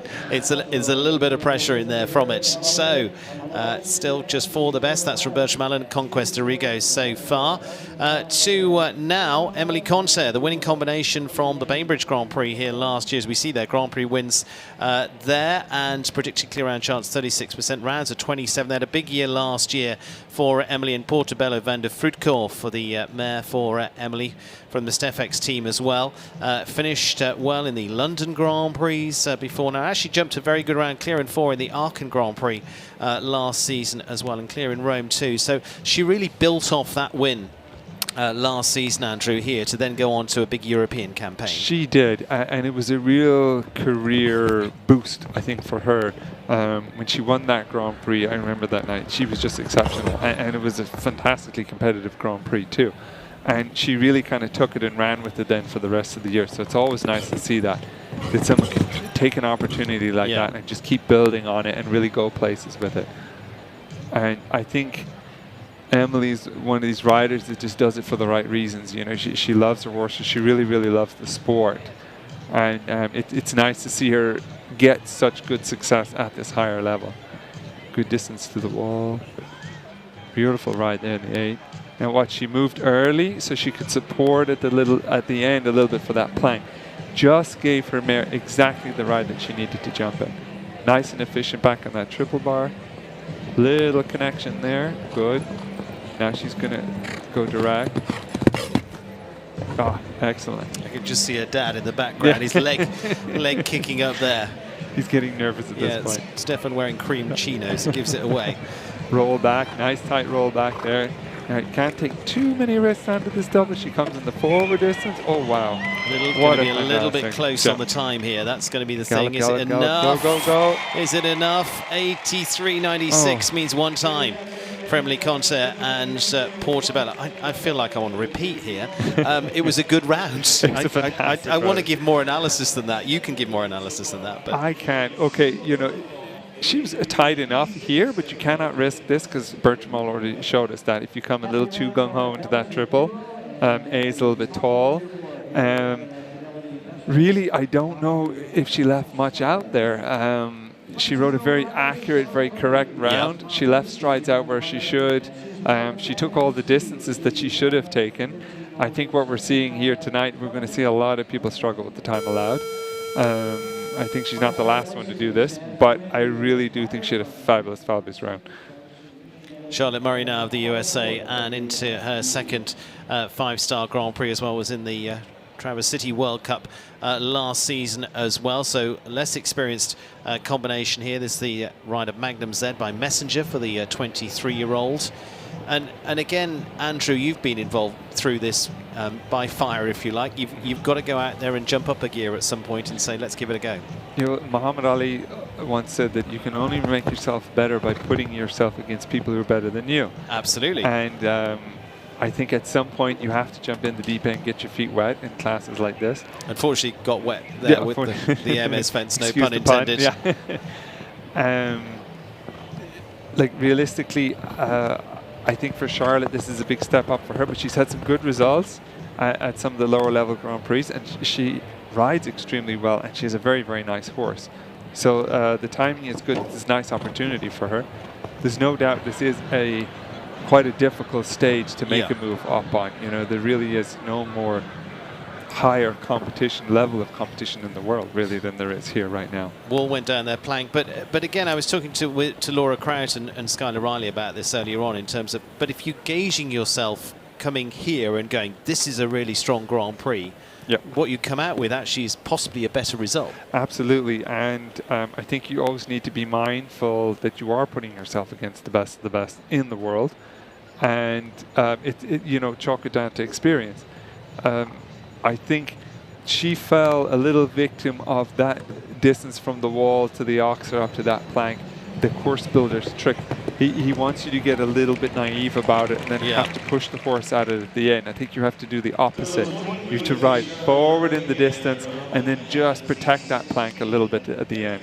Little shot of the Hermes fence here at the water. I mean, this is traditionally a tricky fence. Yeah, no matter where it is in the course, that fence does not ride very well. And I think that it just got a little too easy. You can see there the horse just got a little flat, and you see when it catches with their belly. I'm sure if she had to ride that again, she would just ride forward a little earlier and almost be holding against the horse when she got to the plank. But all in all, I think good experience for her. Alex Matz now of the United States, the 5-star partners of Pennsylvania's Ikigai, the stallion by Elvis Terput for Alex, and breaking into the world's top 100. He's been climbing up very neatly over the last few years. Predicted clear round chance 24%, which is pretty strong here as well for the rider, former winner of the Toronto World Cup. This pair, he was also riding to second in the Barcelona Grand Prix as well. Won in the MS Series final in this arena last year too. Was joining us to discuss earlier on this week. And jumped clear in 4 last year. We had 11 clears last year, Andrew. It's interesting, we've got some quite strong ones coming up here as well. We had some quite strong ones to start off with. We did, and you know, we've had plenty of nice rounds. The way they seed these classes, that sometimes the people that jump better in the qualifier go near the end. It really means what we will see is probably more clear rounds coming in the second half. I think what will happen is the riders will figure out the time allowed, the distances, and just where they can make up time and where maybe they shouldn't. Already Alex is off to a nice start. Horse is jumping very well for him. So he got that 8 strides just nice, that Oxer. Little bit off in the 5 strides there to the plank, but now watch, he's a little tighter here. If you see the marks on the ground, he's quite quick back there. Interesting to see if that makes a difference in the end. I think it should. Very good ride on that. We're going to see everybody just cut in on that 7 strides, because realistically that Oxer's riding quite well. It's very big, but it's actually riding quite well. He's pretty efficient back there. You see how quick. And there's the risk. So now the riders know they have to take that tight turn back on that vertical, and then now you risk that the horse just gets a little bit discombobulated. He has to put a little push in there, and so is 2 down in the final line. 12 there at 82.66 for Alex Matz and Ikigai. But it's down to Ali, who's down chatting on how the round went for Michael Morrissey. That's right. We're down here with Mike. Mike, that was such a heartbreak at fence number 2. You were an early contender. Can you just talk us through maybe what happened and how the course rode? Yeah, I was trying to be neat for the time allowed. I knew it was tight. 1 to 2 I thought would be a nice spot to try and be a little quicker. Unfortunately, I cut it a little too short, had that down, but really happy my horse jumped the rest of the course really well. That he did, and I'm sure we'll see a lot of people also having the same issues and hopefully some clear rounds. Thank you so much. Of course. Good luck to the next. Thank you, Ali. Yes, we'll be catching up with our riders down there with Ali Wolf all the way through. Elan Blumen now of Colombia, and Elan with Akayu. Again, a little less experience for this pairing at this point. 23% clear round rate, though, coming into this level, 1.60 m. First fence going down for them, unfortunately. But they've been jumping clears, Traverse City to Angelstone to Greenwich in those Grand Prix, and then the step in here. Yeah, and then look, these guys have had a fantastic year already. And I love this horse. I think it's been growing with Elan, and Elan is very, very well known for producing some absolutely fabulous horses. And it's been really nice to watch the progression all the way. I did tell you not to underestimate that first fence. Yes. It's stuck over against the wall a little bit. You're going to see some of the greener horses maybe get a little bit distracted on it. Because this is a horse and rider that really deserve to jump clear round in this all day long, because they have been putting up some good results and some good rounds already this year. Again, little greenness. Elan really tried to protect the horse, but he almost ran through his hand a little bit on that plank. Nice shot on the triple bar. There, little leg on the fence, good. Now, he's already at 2 down, so he's just going to correct the horse a little bit. So he actually added a stride there, which is nice to see. Roll back left, he's just taking his time a little bit here. So time faults aren't really such an issue for him anymore. Good distance on the double. A little bit.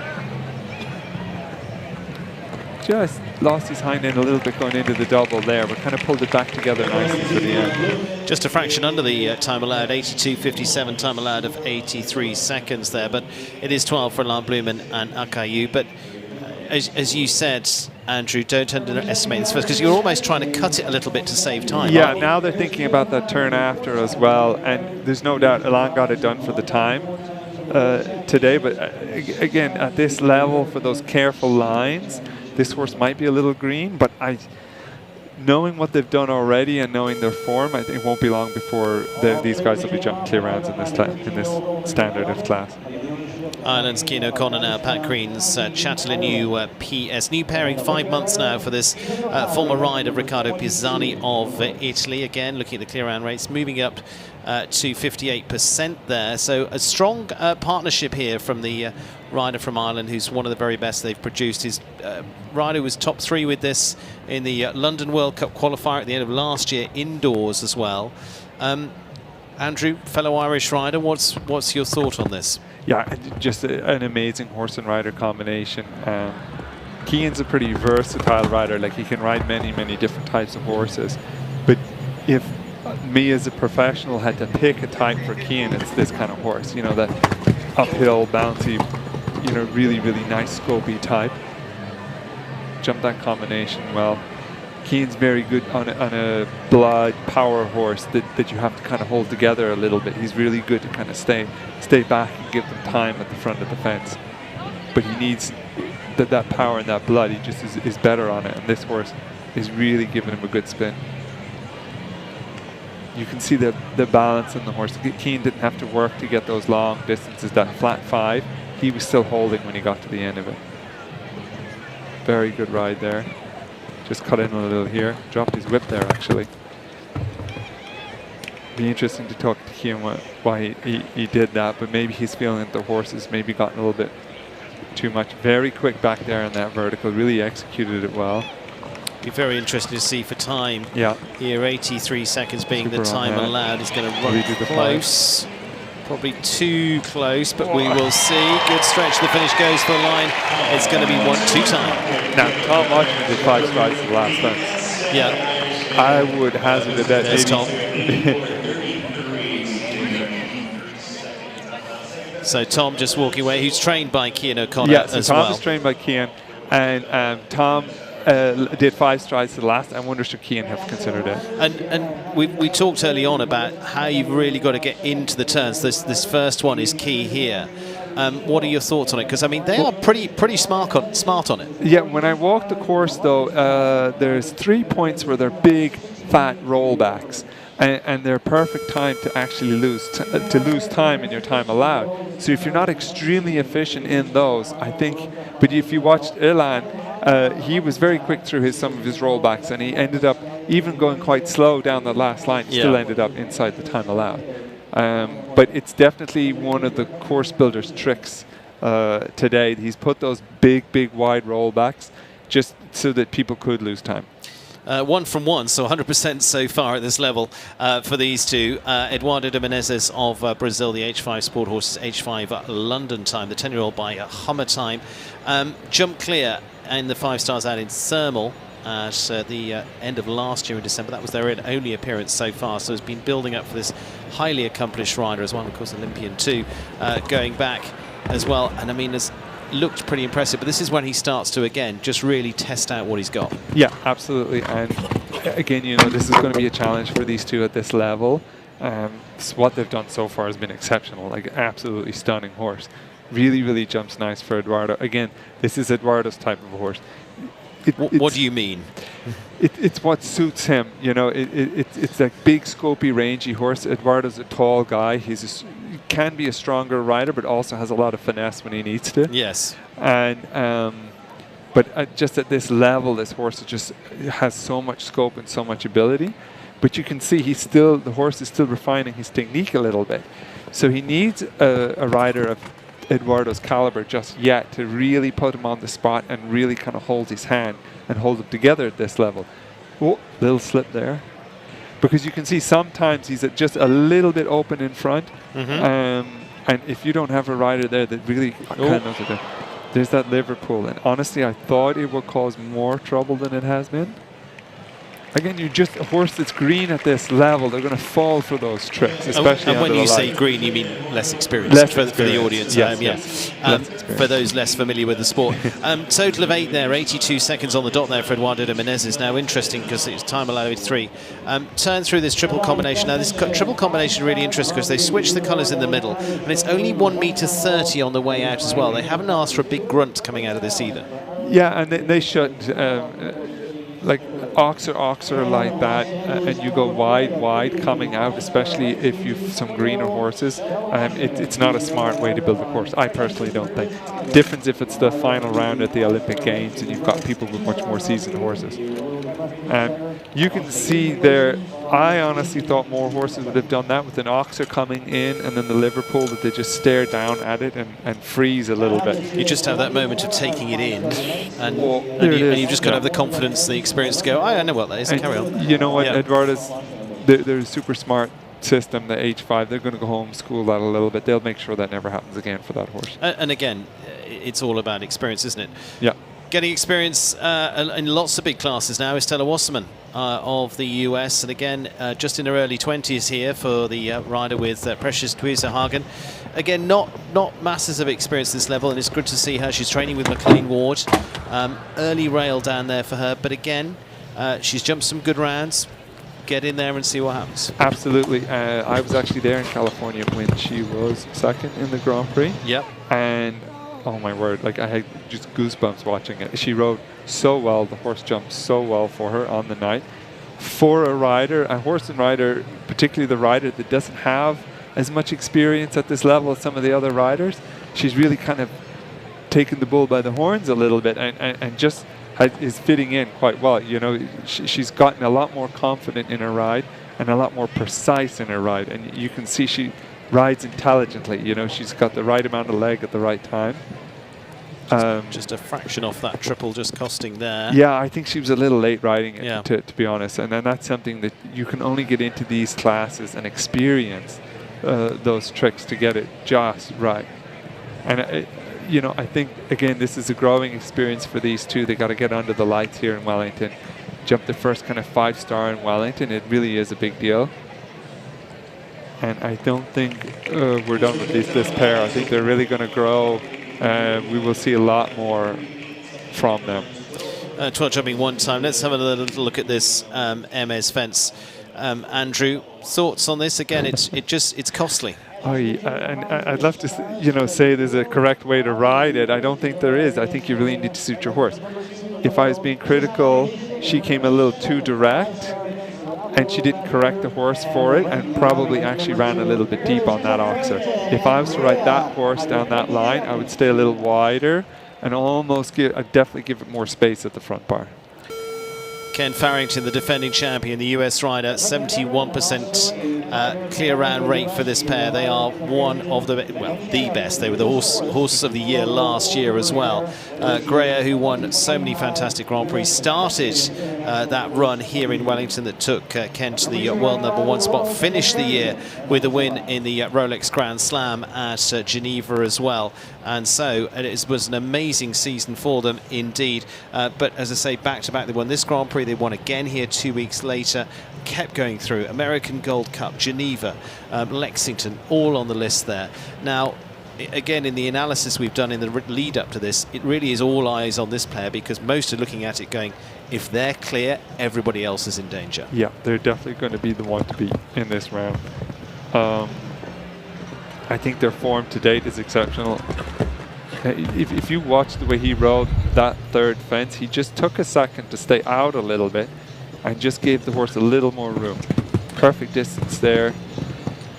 Two verticals, or 2 boxers, very good.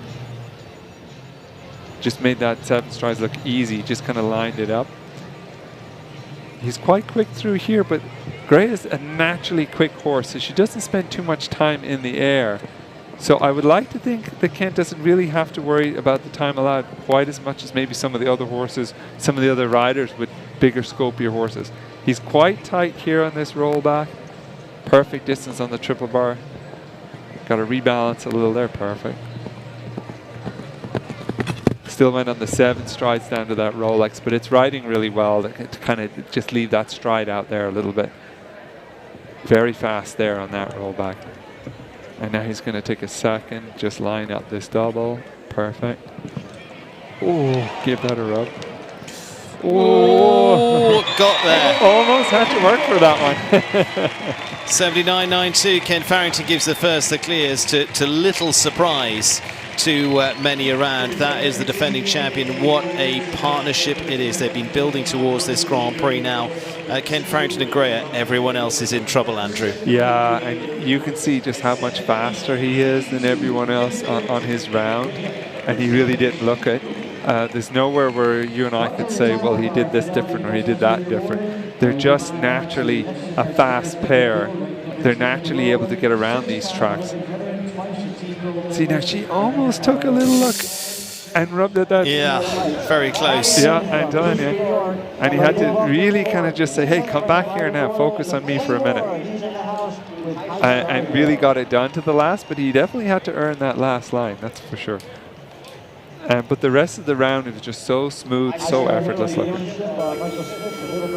One clear round already for the US with Ken Farrington. Now it is to world number 10, McLean Ward. And McLean, a 3-time winner of this Grand Prix previously as well. This is Michael Smith's high star hero, second in the Grand Prix in Thermal out in California. Won the qualifier, the World Cup qualifier out at Santa Anita in California as well at the end of last year too. Former ride of Tyser Owen, who also rides with the Michael Smith stable too. Now pressure on. Andrew, Kent's got the clear, but he would go first in the jump-off. He would, but we just know Kent naturally and Greya can be so fast. It could be a situation where he just goes so quick that he puts pressure on everyone else. Cian just protected McLean just protected the front bar of that Liverpool. Just enough for that horse. Super jump over B of the triple combination, excellent. Now this is a relatively sharp horse. Even though McLean makes it look very smooth and nice, he really does give it a nice spin. Very quick back on that wall. Excellent ride there. And so I was about to say he rode it almost perfect, and again, that's just the course builder's trap. He got the 5 done, and then he was sitting up as he got close to the plank, and really the horse possibly just didn't get a good enough read on the top rail on the plank. And like so far, McLean has been quite fast everywhere. His time allowed should be okay. Super roll back on that vertical. Gets the horse's balance back perfect. Nice jump in. Good over B. Keeps 6 strides put together. And he's inside the time, 81.98, just on the fall there for McLean Ward and High Star Hero. Just the plank down for the 3-time winner of this Grand Prix, McLean. Ken Farrington has produced the first clear, and it's been a very good start. Let's head down to Ali, who's down in the warm-up. What can you tell us, Ali? Hey, Stephen. We're down here with Emily Contour, the first to go clear over the fences, 1 pesky time fault. Emily, can you tell us maybe where you had that time fault, where you could have made up some time? Yes, so after the triple, I was planning to do 8 instead of following 7, but instead of 8, I ended up in 9. She was listening so well, so I think there, or maybe here in the rollback to number 12, I could have made 1 stride less, and I normally should have made the time. It was a heartbreak, really, yeah. Well, you're no stranger to the winner's circle. I'm sure we'll see you back again. You had a great round. Thank you so much, and good luck. Thank you. Back to you, Stephen. Thank you very much. Pairing that went well over in Europe, head over here for the first time, 29-year-old from Germany, Simon Widman, and his own Koala Den Fer for this mare by Classic Bois Mogo. Andrew Bourne's alongside me. Andrew, again, some new faces this season. Yep, definitely. Simon is new here in Wellington. It'd be interesting to see how he does in this this big stage with the lights and the pressure and stuff like that. But riders like this, they've already competed in some big shows, some massive tracks back in Europe. Good opportunity for him to get in here and get started under the lights. And here, I mean, that's a good example, 2 to 3. Yeah. There's quite a lot of real estate to cover in these rounds. I mean, he drops the fence, and then he's gone 8, 9 strides before you get to the next one. Yeah, and this ring is relatively big as well compared to a lot of other kind of Grand Prix arenas. So you've got to be careful of your line and your distance. If you go a couple of feet left or right, horse just didn't get quite a good enough read on that wall. It's hard to see from this angle. Yeah. Got the 8, put it back together nicely.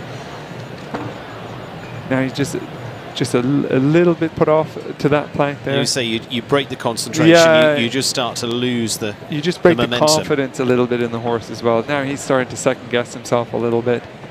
And he might well pull up here. Don't forget, some of these horses, you're looking up for the top rails in these jumps. So unless your confidence is running at 100%, these jumps get very big very, very quickly. Well, he's going to retire there for Simon Widman of Germany and Qualifier. So the one clear at this stage of the $500,000 Fidelity Investments 5-star Grand Prix tonight. That coming from Ken Farrington of the USA. Another look back at the Lego bricks here, but as we said, I mean, once you've had that, it's hard to get the momentum going. It's a really good example of where the time allowed put pressure on the rider. He turned a little too tight, his line, and what he was forced to do was take that first distance off the turn. Then by the time he realized the distance really wasn't good enough or wasn't a nice one, it was too late, and now the horse second guesses it. So yeah, you know, there's so many factors that make this level of sport difficult, and there you are. That's the pressure that's put on the rider to turn faster than maybe he would have in a normal class, and he got something that neither the horse nor him liked. Now the hard part here, there's 2 different pictures on this wall. You've got to make sure they match the right up. way around. So Lefty and the team down there, the arena crew are here, are absolutely fantastic, and down there, Peter Vitzi as well, the assistant course designer, just helping them out as well. But it's been great to see such a team here. They do work so incredibly hard in this arena, not just the classes you see here, but this place runs all the time, literally. All day, every day. Those guys are working 24/7. They really keep this place moving. So great to see such a fantastic team down there. Ansgar Holchers Jr. of the US and Pixel K for the young American as well. He won a Grand Prix here last year, week 11. Again, a little bit less pressured Grand Prix than you have here on this night. It was back into a Sunday afternoon Grand Prix there as well. But he's been a winner of Grand Prix out on the grass as well. And he's just been moving up nicely. He finished second in the Challenge Cup. That's one of our Grand Prix qualifiers a couple of weeks ago. Third start, 5-star with this horse. He's again getting the rungs on the ladder. I think so, but I think Ansgar's ready at this point. He's really kind of served his time. He's put up some really good results in the 3 and the 4-star level. Very, very hard-working kid. You know, comes from a good, solid horse family background, so he has fantastic support around him all the time. And you know, he really has been chipping away there. So I would love to say that it could be Ansgar's night to really kind of do well in a class like this. But again, big move up, big jumps, very, very tough competition. Well, Ansgar Holchers Jr. on course with Pixel K, getting to the third, the Hermes fence. And for the young American, interesting, be a big night. Yeah, he actually added the stride there, and it worked out quite nicely for him. Good on the triple combination. Be interesting to see how his time allowed does. Oh, little rub there. Now that could be, he got away with it, so that could really be a good thing for him, because the horse is now a little more aware where his hind legs are. It's nice direct line in the 8 there to that oxer, and then he was able to set up the 5 strides to the goal plank very, very well. Really kind of executed that beautifully. Good distance to the triple bar. Oh, almost didn't get that ad stride done. Now, so he second guessed his 7 strides there a little bit. He kind of went for it, then he thought he had enough done, and then he went for it again. And again, I think if he had to do it again, he would just be a little more aggressive in that leave out ride. Very good jump over the double. I'm actually really interested to see the time, because he's going to have time in hand. Boom. Just going to be on the full there, 80.95. Very well done with the time allowed as well. He really did execute that round perfectly. If he was to do it again, you really kind of have to believe in that 7 a little bit. At the end of the day, it is the leave out. Super ride to that. And overall, he's done a great job, hasn't he? Like I say, he's not done too many of the Saturday nights, but again, it's been progression. He's been working with René Tebel as well, but just doesn't make the stretch there. Absolutely, and I think he just didn't get as close to that Oxer as he thought he might have. And again, you know, at this height, the jumps, the courses, they just respond a little bit differently than maybe they would at a 150 or even a 155. So really, I think it's a kind of a mistake Ansgar will only ever make once in his life. You won't see him make that mistake again. Casey Diner now, and out of the blue SCF for the US rider, the Grant Road Partners of New York. Have been jumping some really good rounds. She was top 10 at the World Cup finals last year with this horse as well. She went round at Santa Anita in the World Cups there for just one time. She jumped some really good rounds for just a couple of times here and there in recent times. That pressure is going to really come on today, Andrew. Yeah, absolutely.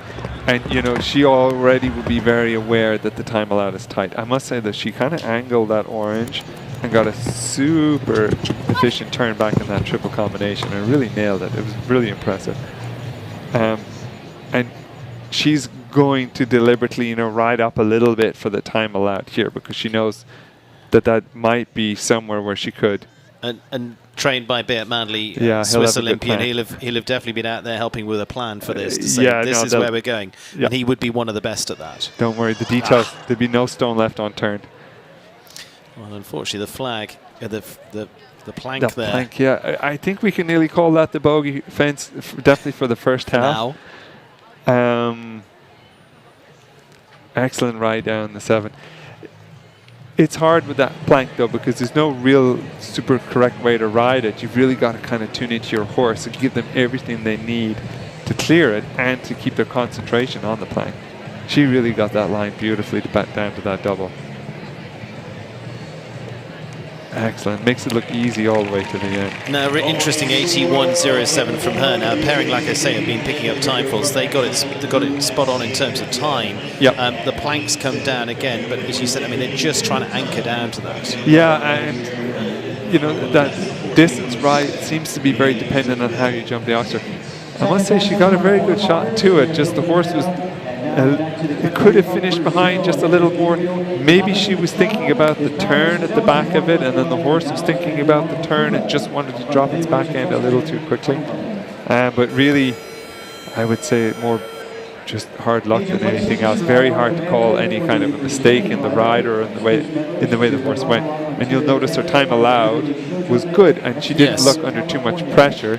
But that would have been a very strategic plan that Beat, her trainer, and her would have made. So going in there, they would have been very aware of what she had to do. Now for Brazil, Gabriel de Mendoza, Machado and Niles for the Bay Windsor Equestrian of here in Wellington as well, for the highly experienced Brazilian rider. And a horse that's come through, including with Shane Sweetnam of Ireland, who's a past winner of this Grand Prix. Spent a brief time with him before heading on here. And Gabriel's well established here in Wellington too. Again, just feels a little steady early on. Yeah, a little bit. He did add a stride there and that, but you know that was probably strategic so that he got the distance he wanted to that Oxer. Horse maybe not the easiest horse to ride. You can see it just bites him in the mouth every now and again when he's trying to make a correction. And don't forget, Gabriel's already moving at a higher pace to just think about the time allowed, and that makes it more difficult as well. Sometimes the control lines can get a little bit frayed between the horse and rider when you do go at that faster pace. Got that gold plank though just right. Jumped the triple bar super. He knows he had to put the brakes on early there, give the horse plenty of room with the fans. Nobody's spooking at my fan jump anymore, so that's a good thing. Roll back here. Horse is getting a little over his head.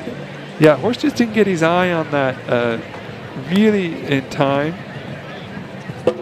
Just got to keep the horse's head up a little more through those turns and through those rollbacks. Good round though, good finish.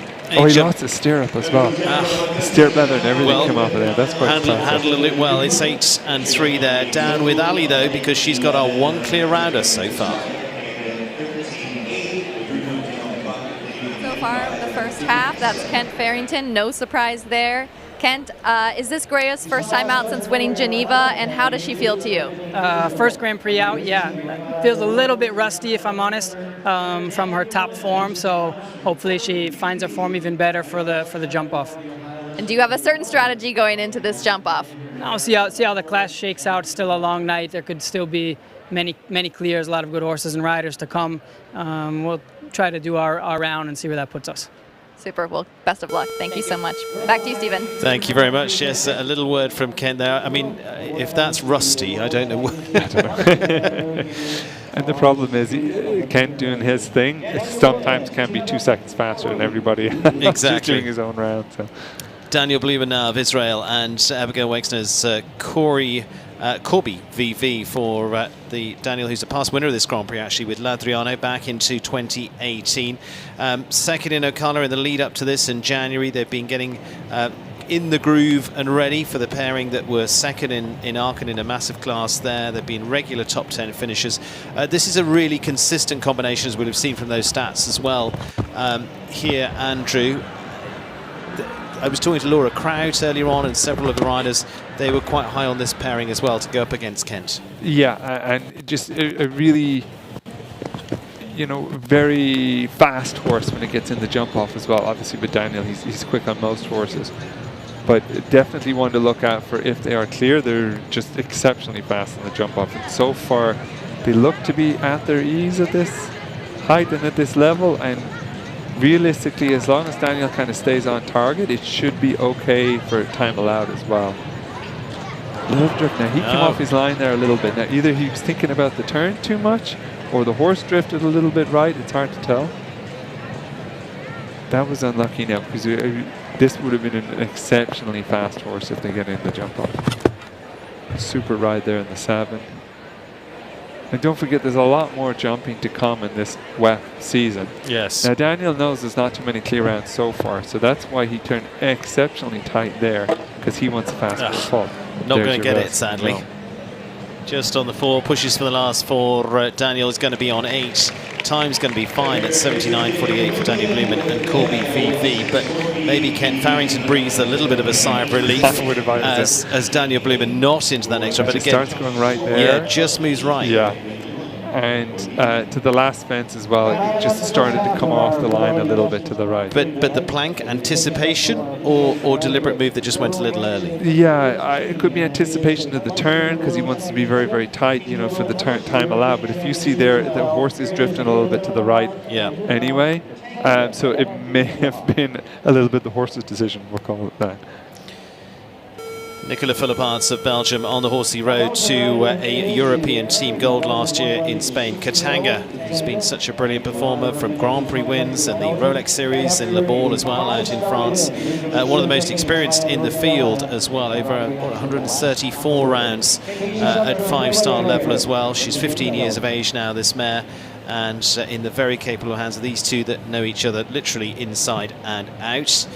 And this one, if they can go clear, will make them sweat a little bit for the rest. Absolutely. They're known for being super fast.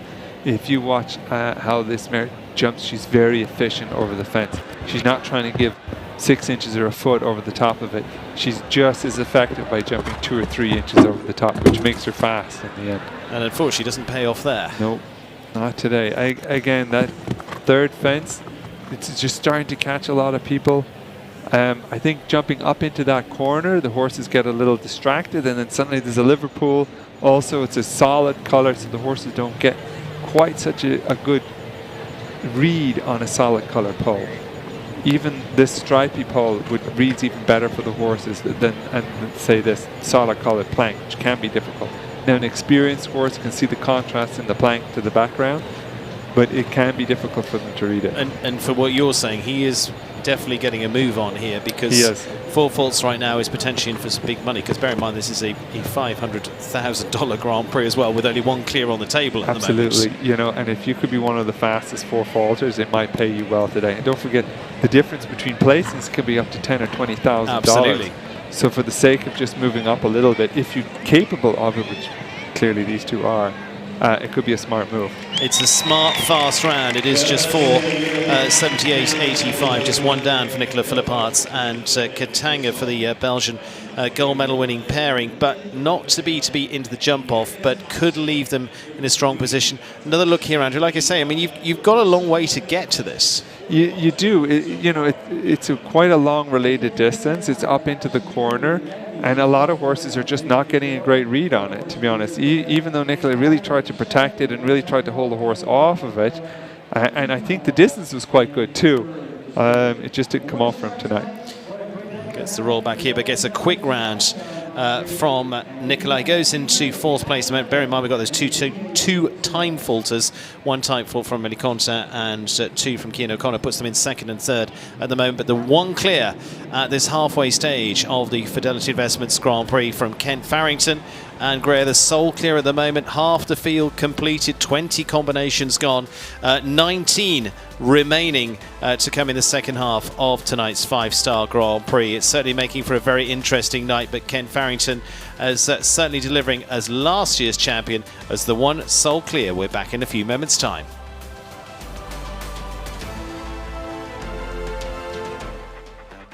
Different dogs have different needs, like skin and coat, mobility support, and healthy digestion.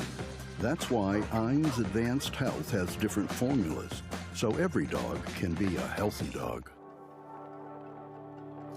Listening is crucial. I mean, I think every step of the way you listen, because it has to be a partnership in that sense, that there is communication both ways. There's so many good things that horses do for us. We owe it to them to treat them as we would anything else that we love and care for. We are their biggest advocate. It's our responsibility to take care of and make sure that they're happy, healthy, so that they can live long, happy, healthy lives. It is a complete privilege to work with horses.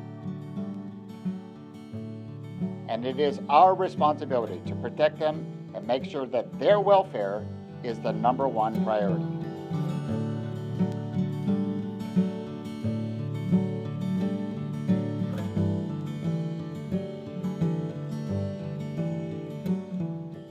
Luna de amor, ¿dónde vas? Que me robas la calma. All they want is Sheba. Thanks for walking us through the plan. You guys heading up north soon? Yeah, got Lizzie for a couple weeks this summer. Taking her fishing, I hope. That's the plan. Doors. Connect us to what's important. Excited, sweetie? A dedicated Fidelity advisor can help you open those doors. Backed by a team of specialists, your advisor helps you build a personalized, tax-smart investment strategy, identifying opportunities across your entire portfolio. And when life surprises you, your plan can change too. Because doors were meant to be opened. And welcome back to the $500,000 Fidelity Investments Grand Prix, our first five-star of the week.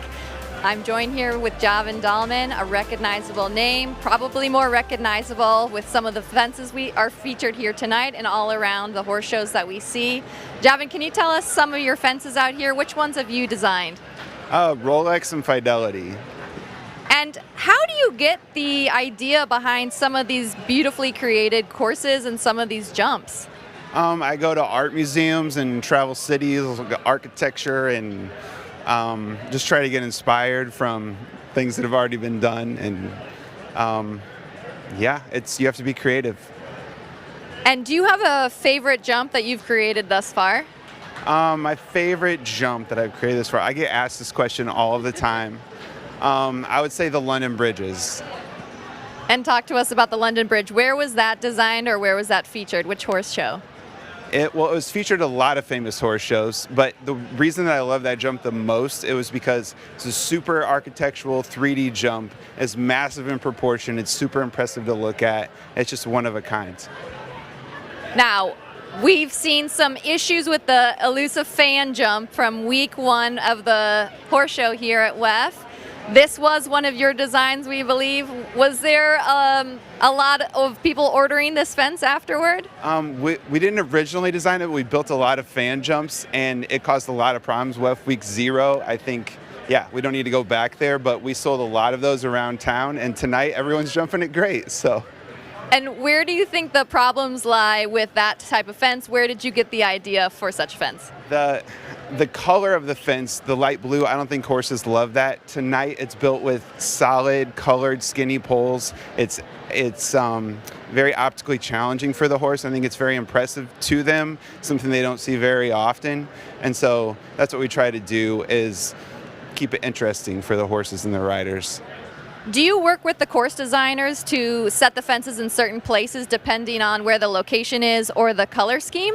We absolutely work with the course designers. We'll talk to them about the feel of the course and what they're trying to accomplish, how technical they want to make it, the colors that they use. The colors are a big thing now, and the width of the poles. So we definitely take top course designers' input and information and then translate that into how we build the jumps. Also interesting. We thank you so much. We love the course. We love the designs. Thanks again, Javin. Thanks, Allie.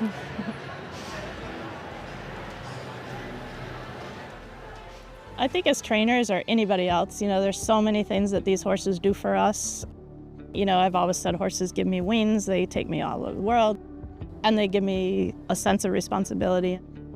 Again, there's so much good that a horse can do with people, and we just need to be so responsible, and we owe it to them to do what's absolutely the best for them as well.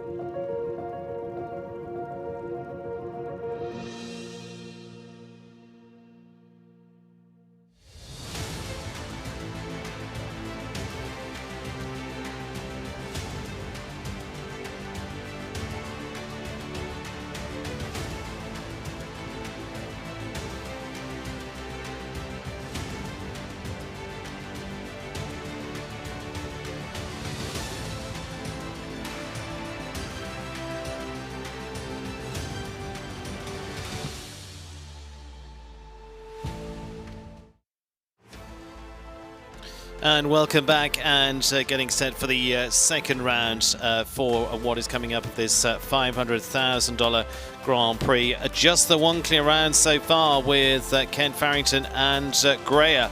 And it is going to be more to come. Second half is looking strong because they're the best of the combinations out of qualifying earlier on this week as well. And so also look forward in the season to the Rolex $1 Million Grand Prix coming at the end of season 2. But starting off with such high stakes here for this $500,000 Fidelity Investments Grand Prix tonight. Last year's defending champion is in the only sole clearer at the moment. I think there's plenty more to come from our group. Andrew Burns is alongside me as well. Andrew, when we look through, we've got the European champion Rishi Vogel in there. Our best in qualifying, Mimi Goshwin, will go last. Lily Keenan, Jessica Springsteen. We've got the world number 3, Ben Mayer. That's coming into the latter part. The world number 8, Nina Malavey, in there as well. And that's just a smattering of what is coming up as well. The time allowed is playing a massive part here. What's the rider thinking here? So. What we're seeing, just as the first half evolved, that the riders start to figure out the time allowed a little more. They start to learn where they can take chances and where they probably shouldn't. For example, from the fans down to the Rolex Oxer, most people left the stride out there in 7 strides. They're getting away with that. Whereas now they're starting to realize that to the gold plank, maybe they need to finish the plank first and then think about that rollback to the triple bar. Also, we saw 1 or 2 of the greener horses make mistakes on the wall. So if you turn too quick and you get a bad distance back to that wall, that has thrown a few people off as well. So what the riders are going to start to do is figure out where they can take risks, gambles, and where they shouldn't. And for them playing a part in this, as we've seen a few just start to work out the time allowed in the end. 83 seconds, been very close. Got 2 on time faults, 1 from Emily Conter, 2 from Cian O'Connor. Nicola Philippart's fastest of the 4s. They're just starting to work out how to get that right plan. They are, and you'll see the time allowed will start to become less and less of an issue in the second half. Having said that, we have seen a number of situations in the first half where people are riding for the time allowed. They turned a little tighter, they took a little risk, and it did not pay off. And they made mistakes. The horses made mistakes, and you'll see that still in the second half too. One fence especially that played a big part in this was the plank, the vertical there as well. This falling on a regular basis there, but it is a delicate fence. That's what it's there for. It's a delicate fence. He also set the distance a little bit what we call floaty. So it's you know, in American terms, it's almost closer to 100 distance. You just kind of get a little bit flat up it. I think you have to ride it very strategically to suit your horse. I think McLean rode it perfectly, but maybe it's not exactly what the horse needed on the night. There's plenty of people made mistakes on it, but there's a number of factors. It's not just the goal plank on top. It's very, very big. It's going into the corner. You've got the screen behind you. There's a lot of distractions. But there's Daniel Blumen just having it down there as well. Yeah. But you talk about the distance. 5 strides up there on the distance. As you say, floaty. We've got one clear with Kent Farrington into the jump-off so far. Assuming there is a jump-off. He's the sole clear at the moment. I think there will be. He'd like it if there wasn't. But you talk about floaty. I mean, basically, that you know, a lot of distances you get on is a very sort of fixed, and once you're in it, you're in it. Yep. That has got just a little bit of wiggle room. Here's an interesting point. It's about a foot or two too long, and it was Alan Wade said this to me. If they put that on a half stride, it actually would be almost easier to ride. Yes. True technical modern course building, half strides are old. They're too, you know, the riders and the horses, we figured it out. You're suiting your horse, you either pull or you go, and you're actually doing something.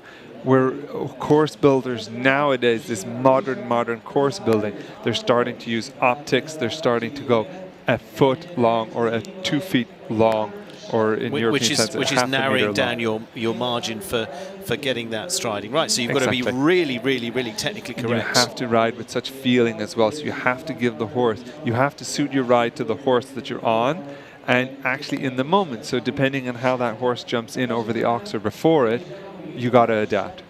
Into our second half of the $500,000 Fidelity Investments 5-star Grand Prix. Spencer Smith takes us into part 2, and Spencer with Keeneland, a wonderful partner for him. And as we see there, clear round rate of 33%. Those all brought to you by EquiRating as well. Runners up in the World Cup of Traverse City up in Michigan back in October as well. They were on the teams last year. For Team USA out in Falsterbo in Sweden, on a winning team previous year as well in Dublin too. They featured quite a few times into the big Grand Prix. Last year also into these Grand Prix in readiness for this.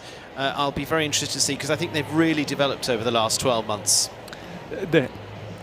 Spencer Smith then coming up with Keeneland for the USA, and Andrew coming up, like I was just saying, they really have developed over the last 12 months, this pair. Not just the last 12 months, over the last number of years, they've been developing. They've had some really good results. I think Spencer was always a rider that was very comfortable at this level and has had some great success. But I would say this is probably one of the best horses he's had. Yes. Really a pair that have jumped this course before, but under the pressure tonight with the lights and stuff like that, just so much to go wrong with the time allowed. It's never a given, but it would be nice to see this pair go clear. Super ride over the triple combination. Good ride down there. Now Spencer's to think of the time allowed a little bit, but not take too much risks. Excellent. Got a super nice distance to that wall. Now we'll see how he rides this. I'd say a normal jump over that oxer. Interesting. So now he added a stride there. Yes. He did 6 strides. And when I walked the course, some people had suggested that it might be an option. with the tight time allowed, a lot of people didn't even think of it. We'll see how the rest of the course goes and if it's going to affect his time allowed at the end. And you're in the territory now. One time fault sitting in second place, whereas four faults faults sitting is is going to fourth. push you all the way down. So it could really pay off. Definitely an interesting strategic move by Spencer, and beautifully executed. 83 seconds time allowed. He's got to keep coming. He's going to be enough, I Go, go, think. go. Yeah, and he did it. 81.36. It is the second of the clears of this Fidelity $500,000 Grand Prix. Spencer Smith and Keeland. Strategically, Andrew, very good. Let's take a look back here. We've got the triple combination to come and see here, but strategically well played. Yeah, very clever strategic ride. He was quite tight there. You can see he's only really getting straight at the very end. Very good ride. Kept the horse nice and straight. Maybe came a little to the right, which kind of suited there. And then just got this perfect ride down to there. And actually this horse is part owned by Stormbridge Capital as well. Yep. And really fantastic, Dennis and Stormbridge Capital, really good supporters of the sport and of Spencer and of myself actually. So yeah, there we go. And he's smiling away down there. Jordan Coyle now of Ireland, the Landflam of New Jersey's Calcourt Particle. Winner here on Friday for Jordan. This, again, he's been a five-star winner before now with a horse called Riso. This is a pair, again, that don't have as a horse the experience at the five-star. Will be really interesting to see. It was ridden by young Joe Ferneyhough back in the UK before now. His dad, Roland, who rode at the very top level as well. But this is a new pair to see here. So for Jordan, he's coming on good form personally this week. So he's got good confidence. He does. Now we have to see. Yeah, and you know, a relatively new pair. Also, don't forget Jordan is coming back off an injury. He's been injured for the last 5 months, I think. He's been on the bench. And so he's back in at this five-star level. Definitely Jordan is no stranger to these classes and to this kind of pressure. So the natural ability is all there. But you can see that just the horse and rider, they're a little bit drifting left, drifting right, a little all over the place. But if you watch Jordan, he's just kind of in the right place at the right time for the horse. The horse just missing his lead changes every now and again. If he's in the equitation ring, he get killed for that. But you know what? He's jumping a clear round because he's just got the right push just at the right time. Good. Little rub there on that back bar. I think his time allowed is okay. Yeah, it'd be interesting because he was quite steady on that. He did steady up there a little bit, but the horse definitely got a little green down that line. Up to the double. Super. Now just hold it together. It's going to be very close. Very. It's not going to matter. The last fence goes 83.23. 1 for time though for Jordan Coyle, Calcourt Particle. But like I said, for them, really impressive. Really impressive start for them. Yeah, unbelievable, unbelievable. Because you can tell that they still have a lot to learn about each other, and the horse misses his leads every now and again, and he's a little left and a little right, but Jordan is right there with him every step of the way. No, don't do that. No, don't look over there. We got to come here. And in the end, actually, a pretty decent result. Mario Delorier of Canada now, Aram Apagumium's Inside of My Heart for the highly experienced rider. Jordan Coyle just heading out there. Mario Delorier, the four-time Olympian. First five-star for this horse as well, this 10-year-old mare, Crumble. Again, in highly experienced hands. And he's got two 10-year-olds now start putting into the big Grand Prix classes alongside, of course, his experienced horses like Emerson that went to the last Olympic Games for top 20 as well. Mario's very accomplished at this, though, you know, taking a nice young horse and developing them up to that Grand Prix level. We've seen him literally for the last 20 years just do it so many times with so many different types of horses. Off to a really nice start. So now, if you see how Mario just sat a little bit patient, going out that related distance and was able to ride up just at the last minute, that was unlucky. I don't think he really deserved to have that. I like the type of this horse, though. If you look, the balance is really nice. And Mario doesn't really have to work very hard to hold it together through the turns. Or it looks relatively effortless. If you watch its balance all the way to the fence, I think this would be a really nice horse to ride, actually. Just a little bit green there. Just kind of caught it with his hind end on that plank. I'm not sure if I would have done much different in the ride. Good through that line.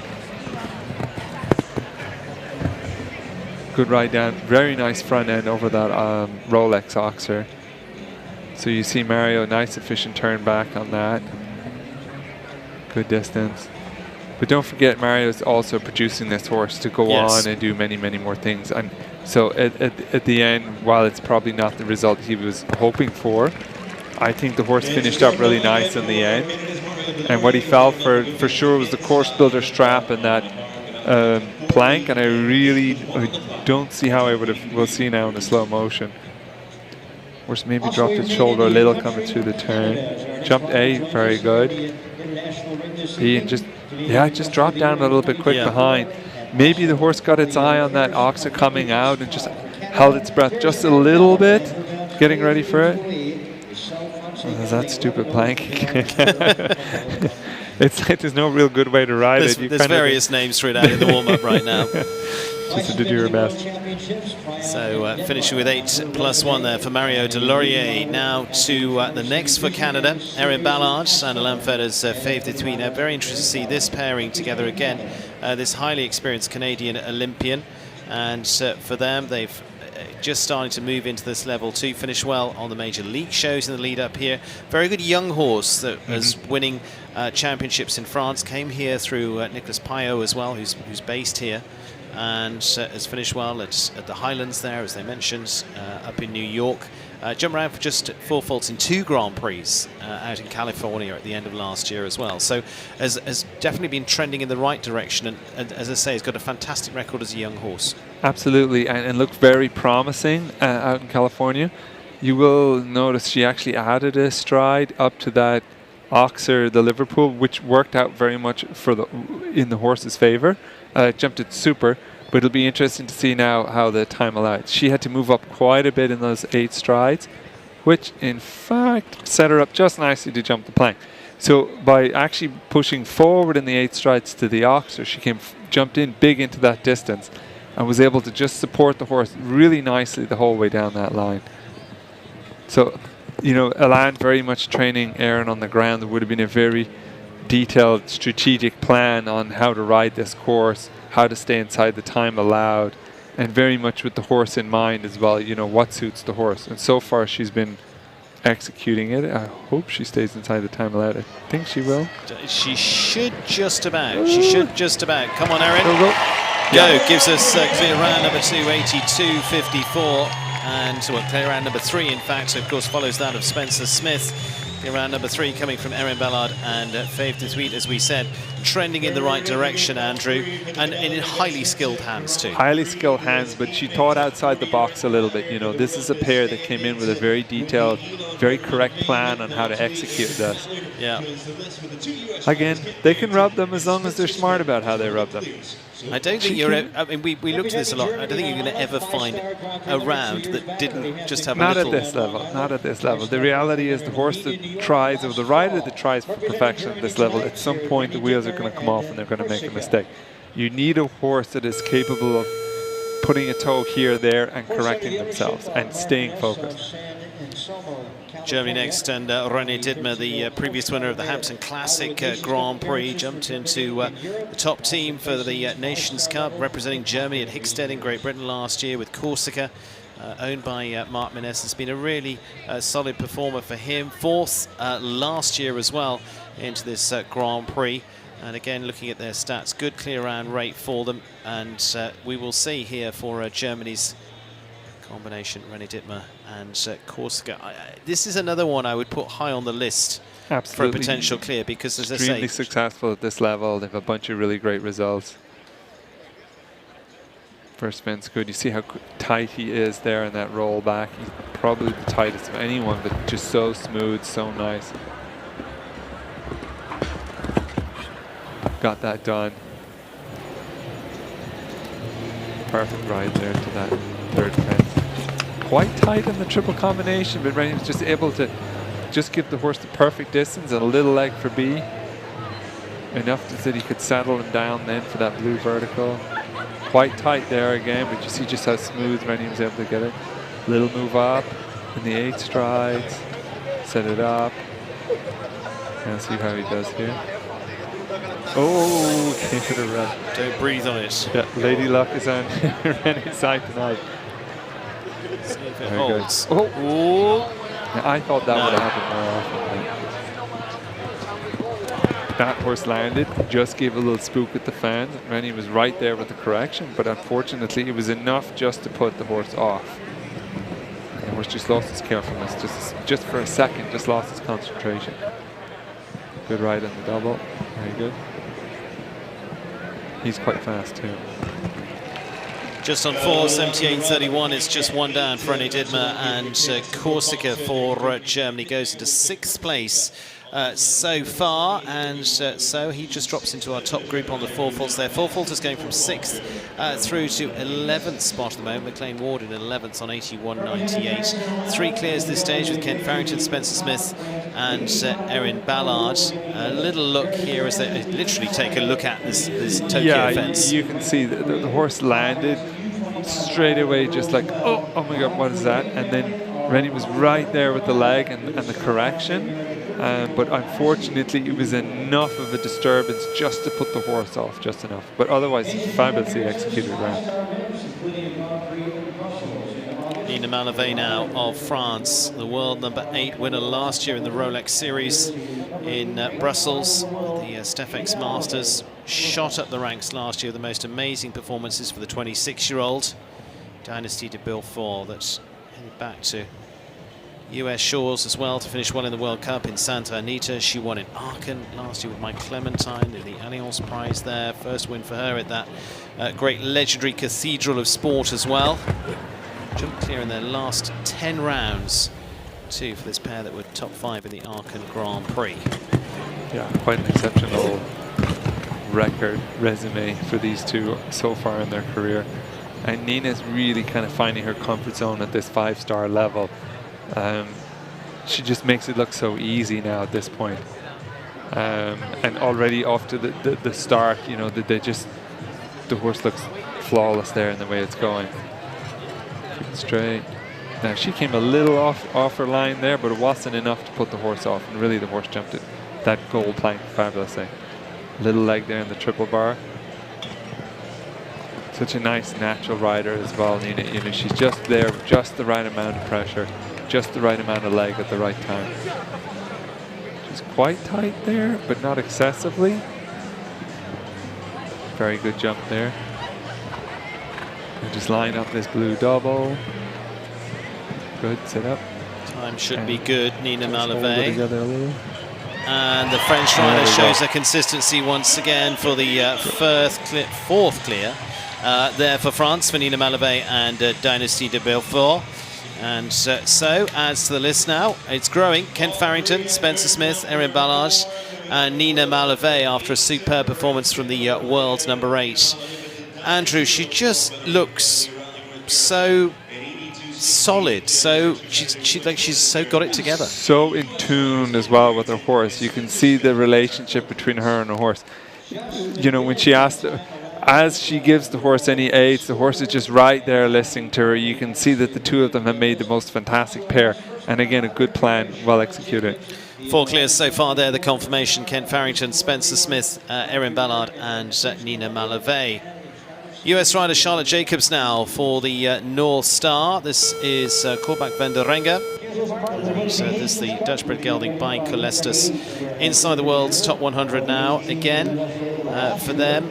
Stepping up here after some good rounds earlier on this week in the qualifier, because we're up to 27th of 39 here tonight. So we're going reverse order of the qualifier. Mimi Gotchman going to go last in this, but we're getting higher up the end. Horse moving up to this level now. They've been jumping in O'Connor the last few weeks as well. She herself had a wonderful run last year on winning Nations Cup team here in Wellington, but also rode this horse to a Nations Cup win in Traverse City in Michigan as well. Nice, tidy first couple of fences. Yep, off to a good start. You can see also, don't forget, because these are the horses that placed higher in the qualifier, that the horses that are on form this week. So you're seeing horses that are coming in at their best, and riders that are like the confidence is just running high. And you're going to start to see more consistency and definitely more clear rounds in the second half, I think, because of that. And then this is a pair that have been knocking on the door, you know, a couple of really good rounds at that kind of 150, 155 level, but always look very strong and very promising. And I think Charlotte's in a nice position now that she has some other horses that are also competing at this level, so she's got a kind of nice mix and a really nice team built up. And so far this round's looking pretty good. I would say it's quite a long run back to that. Quite, yeah. It's gone. Almost took it just a second too long to come through that turn. Like, beautifully ridden, but that's a shame now. I must say that was a super nice round up to this. Might just squeeze inside the time. Yeah, 82.71. Total of 8 there for Charlotte Jacobs and Korbach van der Renge. Like I say, move up for this pair together. Charlotte, who was jumping some of our 5 stars last year as well and has done now on a regular basis, but finishing on 8, goes into 16th place. 4 Falters still in our top 12, in fact making up our top 12, plus the 2 of Cian O'Connor, the 1 of Emily Conte, and the remaining 4 Falters, or 4 clears at the moment. The remaining 4 Falters there take us down to the dozen, just drops the 1 fence. Yeah, it's just a little bit of hard luck there. She almost took a second too long coming through that turn, and then the horse almost just got a little bit dead. And you know, a younger, super careful, very sharp horse like this, when they have one railed down, it does throw them off a little bit sometimes. I think we're going to see big things from this pair, though. They really are coming on quite well. Tyser Irwin of Australia now, and higher lead to be for Mike Smith, the horse she rode at the Paris Olympic Games. Finished top 3 in the NetJets Grand Prix just a few weeks ago, and after finishing well last season in Lexington too, but again came out strongly at the start this year. The NetJets Grand Prix, really good lead in to this. Andrew, you're a past winner of that, actually. So you're obviously going to agree with me. Yeah. Here into the triple combination. Yeah, so far she's off to a good start. Okay, this is a very seasoned pair. You know, they've jumped the Olympics, they've jumped some very big classes, and they have started this year off very strong. Already been jumping some super nice rounds and great results. I just think they suit each other, this horse and rider. They've had just such fantastic results together. We'll see how she rides this. Wow. Again, maybe thinking of the turn a little bit. Really hard to say how she could have done that any different. I think she rode it quite well. I think it's just falling for the course builder's traps maybe a little bit. Because, you know, this is a pair that's very comfortable at this height and this technicality. They should be okay with it. It is just kind of on the night. She rode that well. Just horse is getting maybe a little bit up in her hand. We would say on the muscle a little bit. The horse is maybe just getting a little bit tense near the end of the course there. Good last jump, though. Finishes on a total of 881.25 for Tyser Irwin, and higher Lita B still leaving us at the 4 clears so far in this $500,000 Fidelity Investments Grand Prix here tonight. Another one that falls victim to the plank here as well, as that drops down for Tyser early on. And here, similarly... Hard to say there, really. Okay, there the horse got a little bit too aggressive on her. It would appear to me that's the kind of horse that just builds and builds and gets a little bit aggressive as the round goes on, and you can see that maybe just got a little bit tense on that vertical.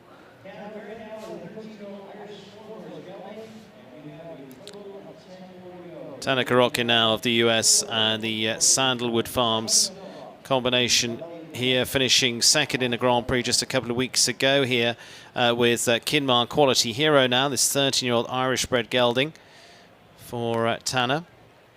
And also finished well in the Traverse City 5-star Grand Prix there as well. Yeah, so far Tanner's been having a good run this year with this horse. You know, some really nice results. This is definitely a move up for him. Again, there's an A of that triple. It's like a hole or two higher than the rest of the triple. Frankly, I thought more horses would have had it. Just got a little bit flat there on that vertical. But jumped the 2 ox as well. Nice over the wall. Sometimes the wall is good to kind of reset their jump a little bit. 8, keep the horse straight now. Put together. Very good. He actually executed that line beautifully there. Tanner's a little wider on that roll back to the triple bar, but he's at 2 down now, so he's kind of going to go for a school, set the horse up for the next time he's in the ring in a class like this. Good ride on the 7. Now here's a horse that's settling down into the round. He's actually starting to jump better as the round goes on. And again, you know, it's a move up to this to these really, really big jumps, this extra technical course. And they're going quite fast. Very good. Time's going to be a little over there as well. And so it is 83.168, jumping 1 time for Tanner Grock in Kinmar Quality Hero. We're heading down to Ali, and she's with Erin Ballard. Love to know what she thought of her horse's round. Hey, Stephen, that's right. 1 of 4 clear rounds thus far. This track is proving very difficult, especially the time allowed.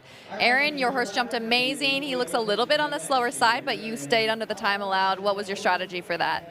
I mean, we've been developing now at the 5-star level from the second half of last year. This is our first 5-star, obviously, this year.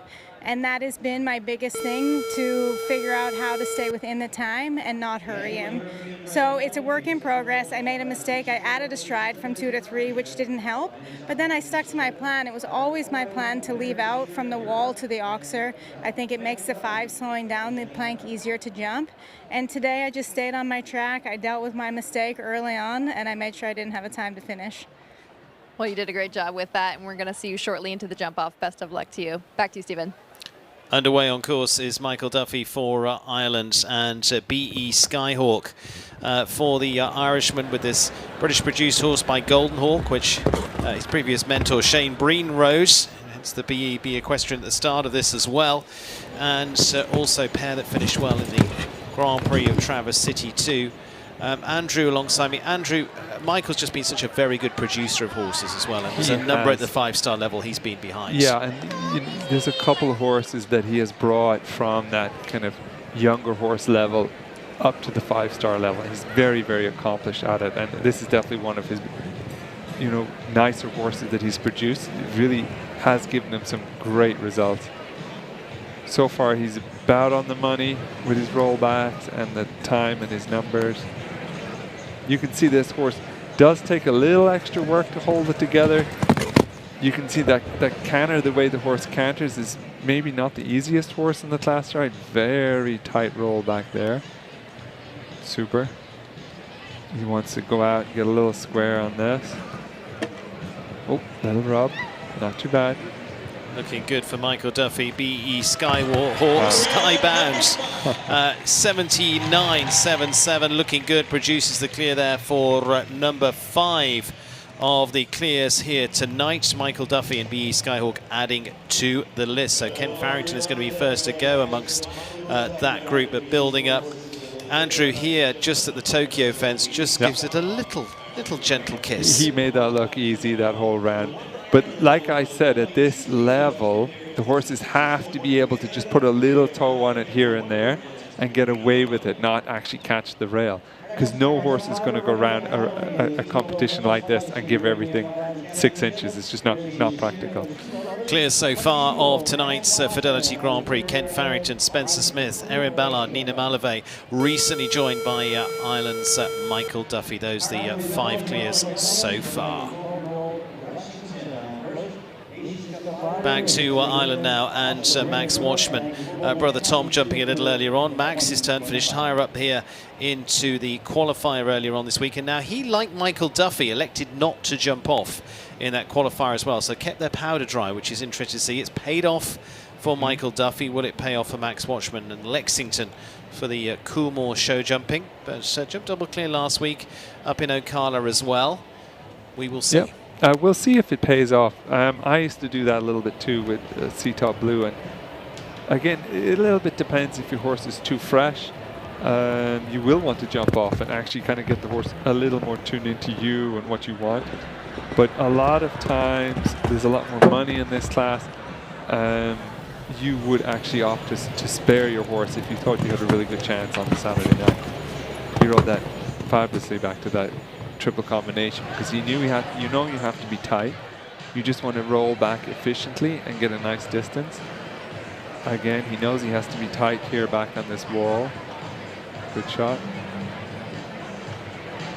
Sets up the 8. So he's coming forward into that 5. Now he just sits up a little bit at the end of the 5. And I would have said he rode that pretty good. Yes. There's no way I could say, oh, gee, Max, I would have done this or I would have done that. I think he rode it quite well. I think maybe the horse just fell a little bit foul of the course builder's optic trick. He's a little steady on that roll back there in the vertical. Good jump though. Got to square up this blue double at the end. Not so many horses spooking at the Liverpool in via the double anymore. It kind of only caught out a few at the beginning, but I think they've got used to it now. A little bit of time there, 3 for time, 85.32, just 4 jumping, plus 3 time, total of 7 for Max Watchman and Lexington. Another look back here, Andrew. Like you say, he didn't do an awful lot wrong. Got a little bit far away in the end. Yeah, but you still want to give them a little bit of a gap. Did he soften his hand a little bit on the last stride? Maybe, but it's very, very hard to say he should have done anything differently. He got the perfect ride in over the Oxer before. I think he was coming forward, sat it up. Looked good to me, but... Mark Blumen now of Columbia and Aaron Papagumian, a second ride for this owner here tonight. He was the same owner of that of Mario Delorier's horse as well. Mark with Costa Quick PS, the 12-year-old Bicon Targos for Mark, for this rider who has also been winning the Nations Cup Grand Prix here last year. That was with the horse called Maracana. First 5-star for this horse. Again, has been produced along with Mario Delorier too. Yeah, Marky's had some nice rounds on this horse already putting up some really nice results on it. Oops. Oh, look, that horse gave a little spook at that, but Marky was right there just at the right time with some leg. A little bit of leg on that triple combination. Keep together for the Oxer out. Very good. The owner of this horse, Aaron, does have some very, very nice horses. Yeah. 2 horses in this class. He's a past professional tennis player. Tennis player, yeah. Yes. Very interesting guy, actually. Good over the wall. Horse hung at the left leg a little bit. Good distance there. And now, so Marky got it just right, but the horse was focused, saw that top rail, saw that plank. Super nice horse. Almost was the horse looking a little bit down that line. I think we'll only know if we talk to Marky about it. Yeah. Because he hit it pretty good, but it almost looked like the horse was looking at something as he jumped the triple bar. So now this is a pair at this 5-star level. They're going to need to get a couple of rounds under their belt, work out some of these kinks. But there's no doubt the talent is there, the quality is there in the horse, that's for sure. Nice ride down that last line. 4 jumping 1 time, like I say, first time appearance for them, a very good one at 83.68. It is just 1 down for Mark Blumen and 1 time to add with Costa Quick PS, holding at the 5 clears so far. Once again, seeing the shot of the plank, which was good, but it was the next actually that caught them out. Yeah, if you might see it, if the horse gets his eye up a little bit and maybe start. Yeah, Marky's putting the leg on there, not so much. Distance looked okay, and the horse just hung in the air a little bit. I honestly think there's not, and then you can see he had to leg a little bit to that vertical, but realistically you're talking about just green issues there. They need to work out between the 2 of them. 24-year-old Brian Mowbray now, and his wonderful partner, long-time partner now. Top finishers, as it says there, top 10, because we're well into our top 10 of the qualifier earlier on this week as well.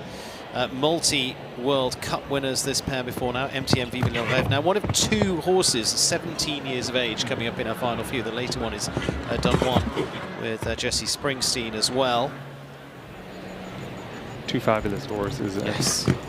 Realistically, this pair have just done so much together, got so many fantastic results together. It'd be a shame for them to stop now. Ugh. And they just know each other so well. This ball's just down a the little blue. bit behind there. Got that distance perfect. We'll see how this rides. A little off that. Again, just that's 2 times vertical plank out of a related distance. The horse just almost got a little bit flat on it. Good over that one. Maybe a little bit belly low. Nice 7 strides there. Again, this will be kind of a first time out this year at the 5-star level for this pair. They'll want to get their feet wet a little bit. Just get back into it a small bit. Line up this blue. Good shot. See a horse with that experience. Didn't look at the Liverpool, but I think just maybe could have tried a little harder on B. 12 jumping one time, finishing on 13.83.34 for Brian Maugret and Vive le Rêve for this wonderful partnership. You say, just, you know, getting back into the season, early fence down for them. Again, just as they're starting to go into the turn. Yeah, maybe they need to work on the horse's fitness a little bit. Maybe, you know, just at the end of those lines, he's just not finishing his jump quite as well as he should. But great pair, wonderful, wonderful pair. Richard Vogel, the world number 6, and on this pair's debut, when this horse is a 10-year-old, jumped as a 9-year-old last year in their debut to win the Lyon Grand Prix in France. Been together since September last year. Richie Vogel winning the European Championship individual title in Spain last year as well. He's hot foot back from, was jumping in Hong Kong last week, back here to WEF. He was at WEF the week before that. He's been bouncing around. And on Gangster Mon Désir, this 10-year-old stallion that's been formerly ridden by Jana Vargas. Must have some fantastic air miles. Richie Vogel then for Germany, Gangster Mon Désir.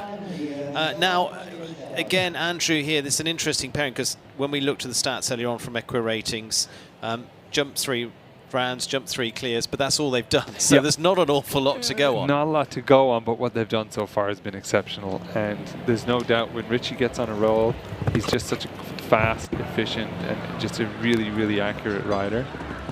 And this horse is careful. Well, extra careful over that one.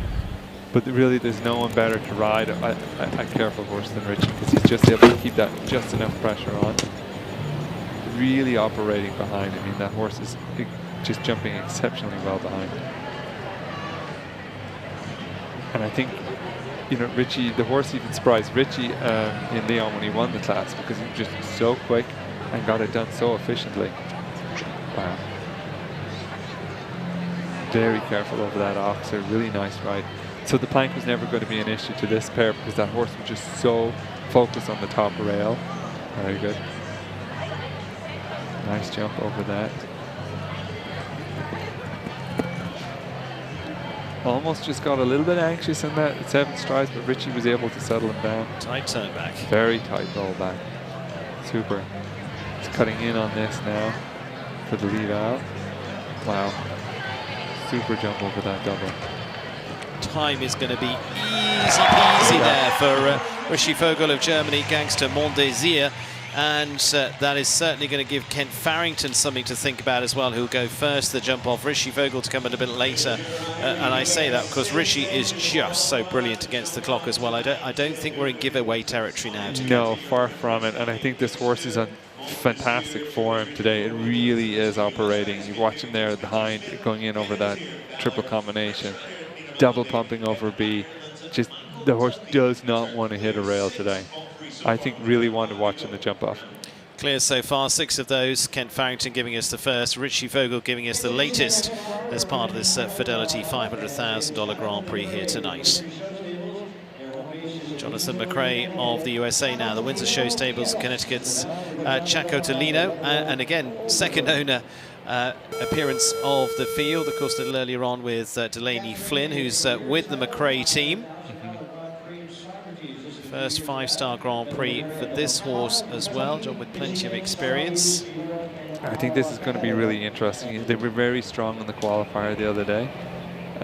Really, really nice horse and rider combination. And it'll just be interesting to see what they can do tonight.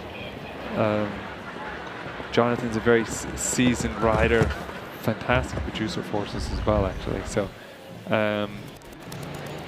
kind of a good opportunity for them to move up. Maybe overjumped A a little bit.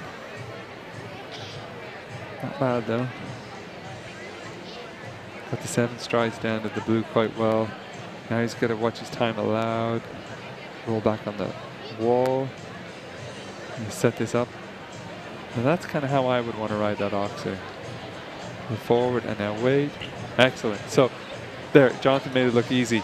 Just kind of jumped in, had good rhythm, and was able to just sit up just the right amount for the horse. He suited his ride to what that horse needed at that moment. And that's really just riding that feeling at the end of the day. Super nice line down there. Quite tight there. I think he's quite efficient, so the time allowed should be okay. Quite tight at that double. Maybe just took a little risk on that double. Just going to finish on inside the time. He's going to finish on the 8:82.38 for Jonathan McRae this time. Ciaccattolino PS building on from their good performance in the Grand Prix qualifier earlier on this week. Very good performance from Nina Malave as well of France, and she's down with Ali, and she's looking so good, Ali. That's right, Stephen. We have some girl power now in our jump off.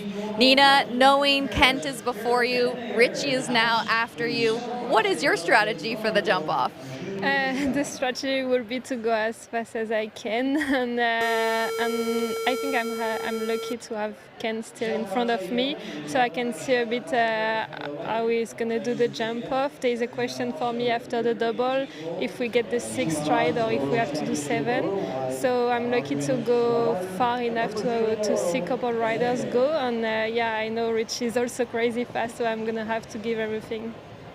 Absolutely, and we hope you will. Thank you so much, and good luck in the jump off. Back to you, Stephen. Yeah, it's not a giveaway now, and man who would like to be a part of that is the world number 3, Ben Mayer of Great Britain, and Charlotte Roster and Pamela Rice on Jus de Gratien, past World Cup winners in London. Been jumping some fantastic rounds recently. Time fault here and there, but just jumping so well.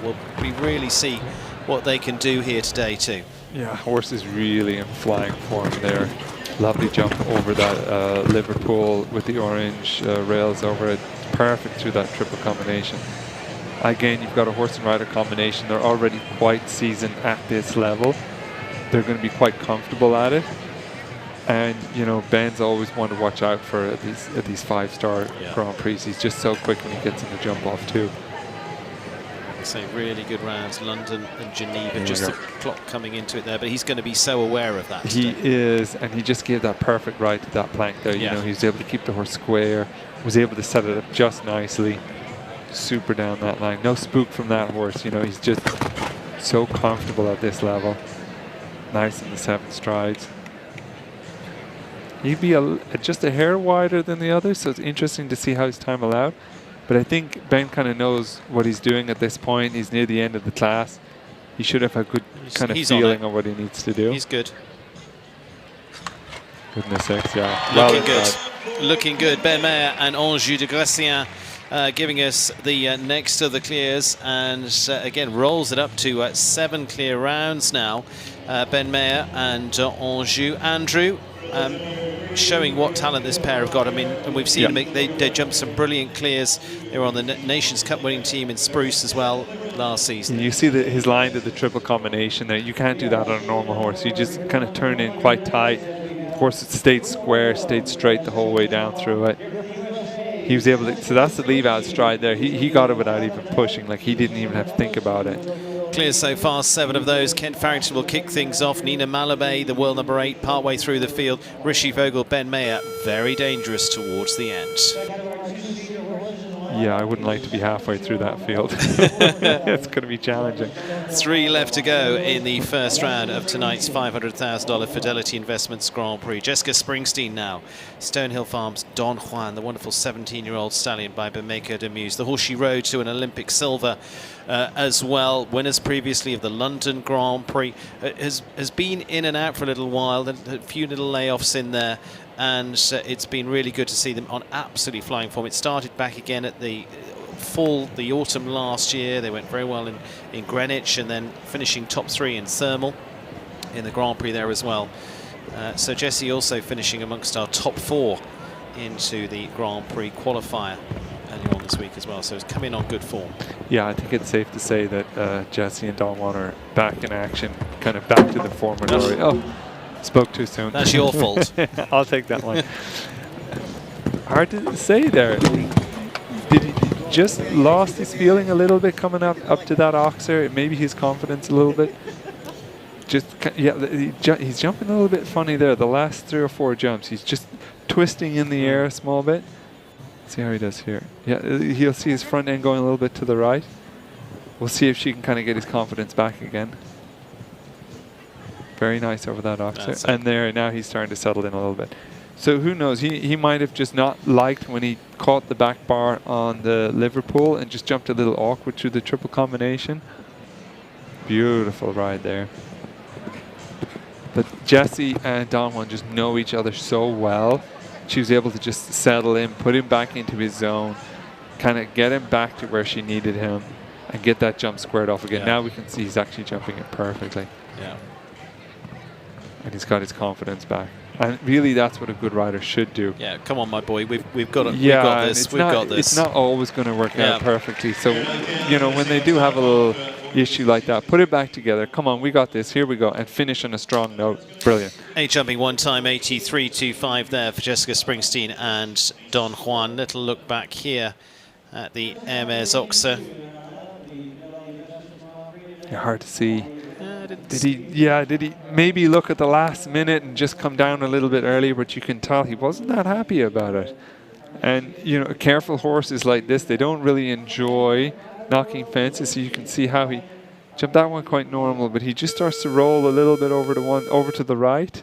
But the key was finishing on the strong point. And you would say, watching that bodes well for the rest of the season. I think so, and she's just got a confidence back, put him right back to where he needs to be. That's what a good rider should do. Twice winner this season in Grand Prix already. Lily Keenan gets the penultimate combination to go in round 1. The Chancenet Farm of New York's Argand de Belliard. This is a wonderfully consistent performer from team wins in Ocala and Aachen last season. She won the NetJets Grand Prix 2 weeks ago with a horse called Faster as well. And now Lily coming in with great confidence with this horse, but again, 16 years of age, similar to that of Jess Springsteen with hers, lots of confidence in this. Yeah, just a pair that have been there, done that so many times. Great results in the past, and you can already see just the confidence in the two of them. Like this, just they're right on the same level every single step of the way. They're all the way through that combination. Galloped up there, left that stride out. Now she can wait, set him up in the plank. Beautiful. There it goes. Textbook. That is giving your horse what they need. She suited the ride up that very technical line for her own horse. Not what suited everybody else's horse or what suited her, but what that horse needed tonight. And there you go. It paid off. She's very tight there. She can see she came right towards the camera. Got it. Good. Got it. Nailed it. Just this pair know each other so well, same as Jessie and Don Juan, and they're just like cruising at this point. Yeah, I mean, time should be easy here. And leaves the last up there for Lily Keenan and Argand de Belliard, so they'll go late in that jump off. It is 8 clears now. Lily Keenan joining the list just after Ben Mayer. Ben actually a past winner twice of this Grand Prix, going back to Eurico and Sella back in history. That was another very good Grey. Another Grey to come in here. It was Grey's winning last year with Greya, who is in the lineup, will go first in that jump off so far. But Lily Keenan and the ever consistent Argand de Belliard. Yeah, just a clear round machine. Yeah, it's hard to even know which shot you should take out for slow motion because the horse just stayed so consistent. Lily was so consistent the whole way around. Just, you know, just the right amount of leg, just the right amount of hand at each situation. Super. Comfortable inside the time allowed too. Final combination to go for the USA's Mimi Goshman. Best in qualifying. She was top 3 in this class last year as well, and that was with an amazing lineup too for this class, with Ken Farrington the top. Christian Kukuk, the Olympic champion, finished 2nd, so she was in big company there. And back with the 11-year-olds in Clen BH. And so for the Upperville Grand Prix winner, won the qualifier and proved last year, and we've got another 12 months on the cards with this horse that they can go fast. Yeah. In a jump off. She was last year a second and a half off the winning time, which, when you consider the two you were going against, is still very impressive. Not so bad at all, and you know, just already some great results from this pair, and they're on form this week. Qualifiers show that they're definitely the strongest horse and rider pair. here this week. Oh, there we go. So Lily Keenan will go last in the jump off with Argan de Belliard. Shame for Mimi. Now Mimi playing for places. 4 faults still just in the money if they get a quick 4 faults. Yeah, 2 time faulters are in the money. She just had a second rail down. There we go. So That puts the end to that one. yeah. Still good week for her. Again, with that plank, you're down to millimeters of getting it right or getting it wrong. Very hard to kind of say what she could have done different or how the horse could have jumped it any better. Total 12, 79, 47, 12 there for Mimi Gojman and in Glen BH. So we are locked in with our 8 clears coming back for the jump off here a little bit earlier on. The plank again has been the devilish element to this course, Andrew, but so much of it has been also the pressure of the time allowed. Pressure of the time allowed. There's a couple of tricks there that the course builder set. The horses were falling for them. The riders were falling for them. You know, this is what it should be. This is what a 5-star Grand Prix is. Those are the questions asked. Yeah, and, it's not and whether you supposed can to be answer easy. it. Yeah. And if it was easy, anyone could do it, right? Here are the clears. Starting us off into that jump off will be Ken Farrington and Greya, 2 for the USA early on, Spencer Smith and Keeneland. It is Canada after that with Erin Ballard and Fave de Thuit. It is Nina Malave, the world number 8, Dynasty de Beaufort. Michael Duffy, BE Skyhawk in there will go 5th. 6th of the lineup and a big danger to Kent potentially here. Richie Vogel, if he can leave them up with Gangster Mon Désir. Late on, Ben Mayer, previous twice winner of this Grand Prix, Anjou de Grécien. And last to go of the 8 is Lily Keenan and Argan de Belliard. Those are all the big players coming up in our jump off. We take a short break. Back in a moment here from the Fidelity Grand Prix.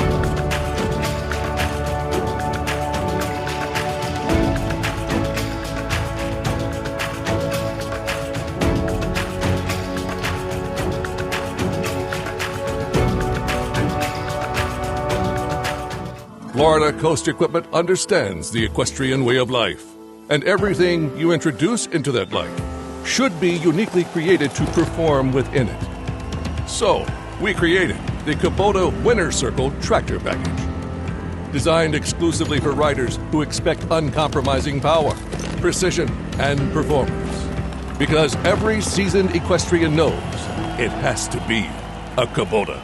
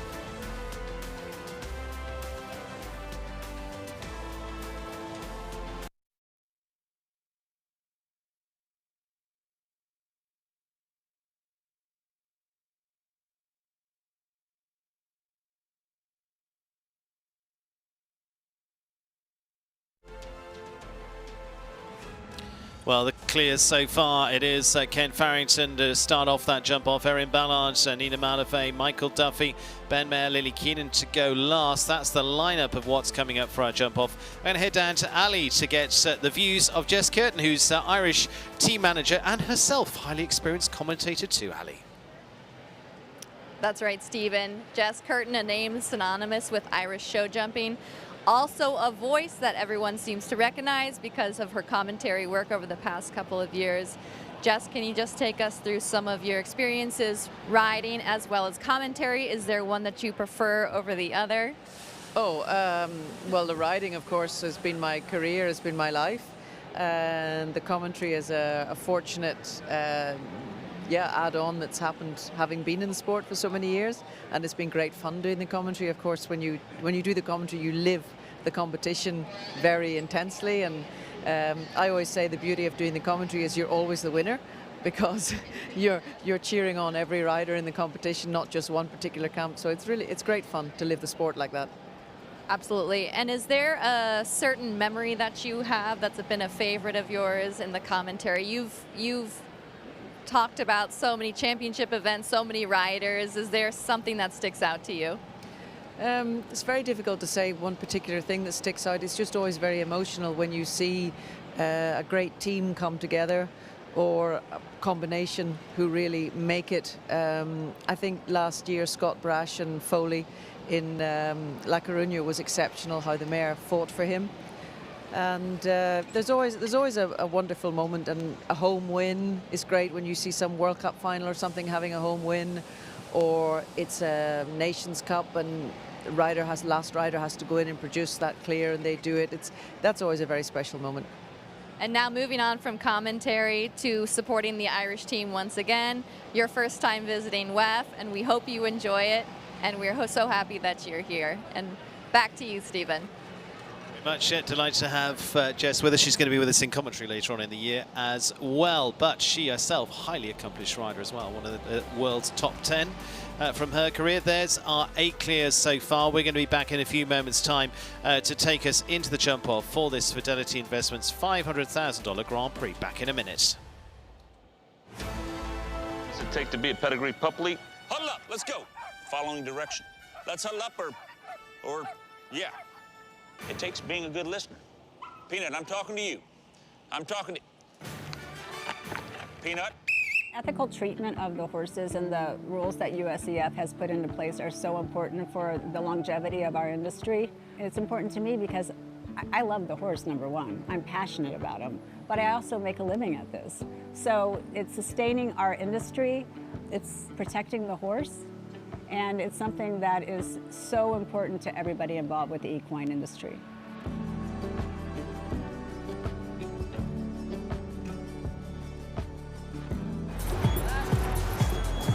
Misty? You know this person? Is your cat getting too cool? Give him Temptation's treats.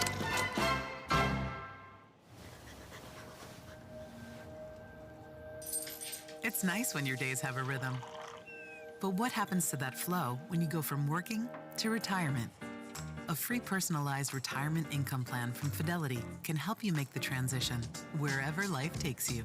It can help you keep your income and investments on target and give you a clear view of your cash flow, so you can feel free to explore. Fidelity can help you take on retirement.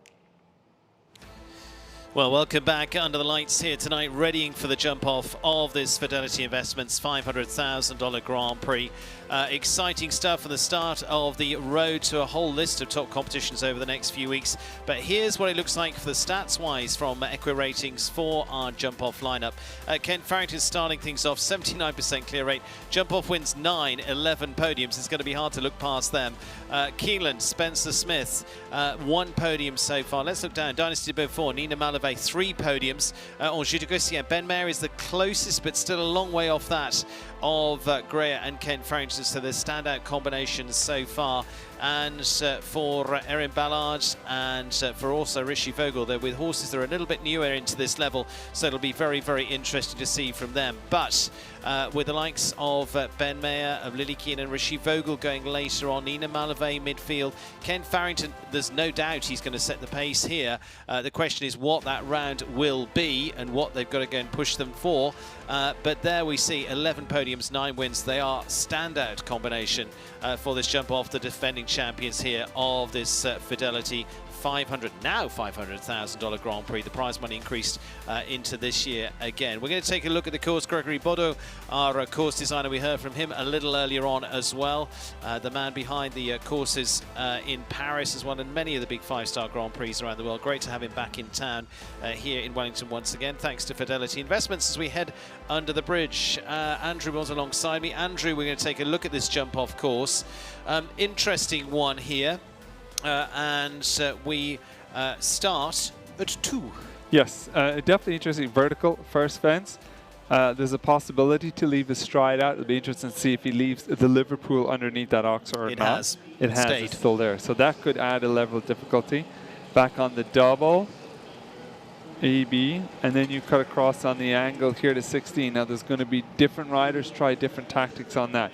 This turn now is a little bit unusual, where you would continue right and then roll back right on number 10. This is going to play into Richie Vogel's corner very much so. I don't think anyone will alter from the 7 strides down to that Rolex. Then you've got a super tight turn back around the gazebo on number 17. That could be a blind turn, and then it's a bending line all the way to the end. Walks a normal 10. I think if you want to take a gamble, you really gallop the 9 strides. That's what it looks like, thanks to Fidelity Investments, our presenting sponsor of all of our course animations and, of course, our Grand Prix here tonight as well.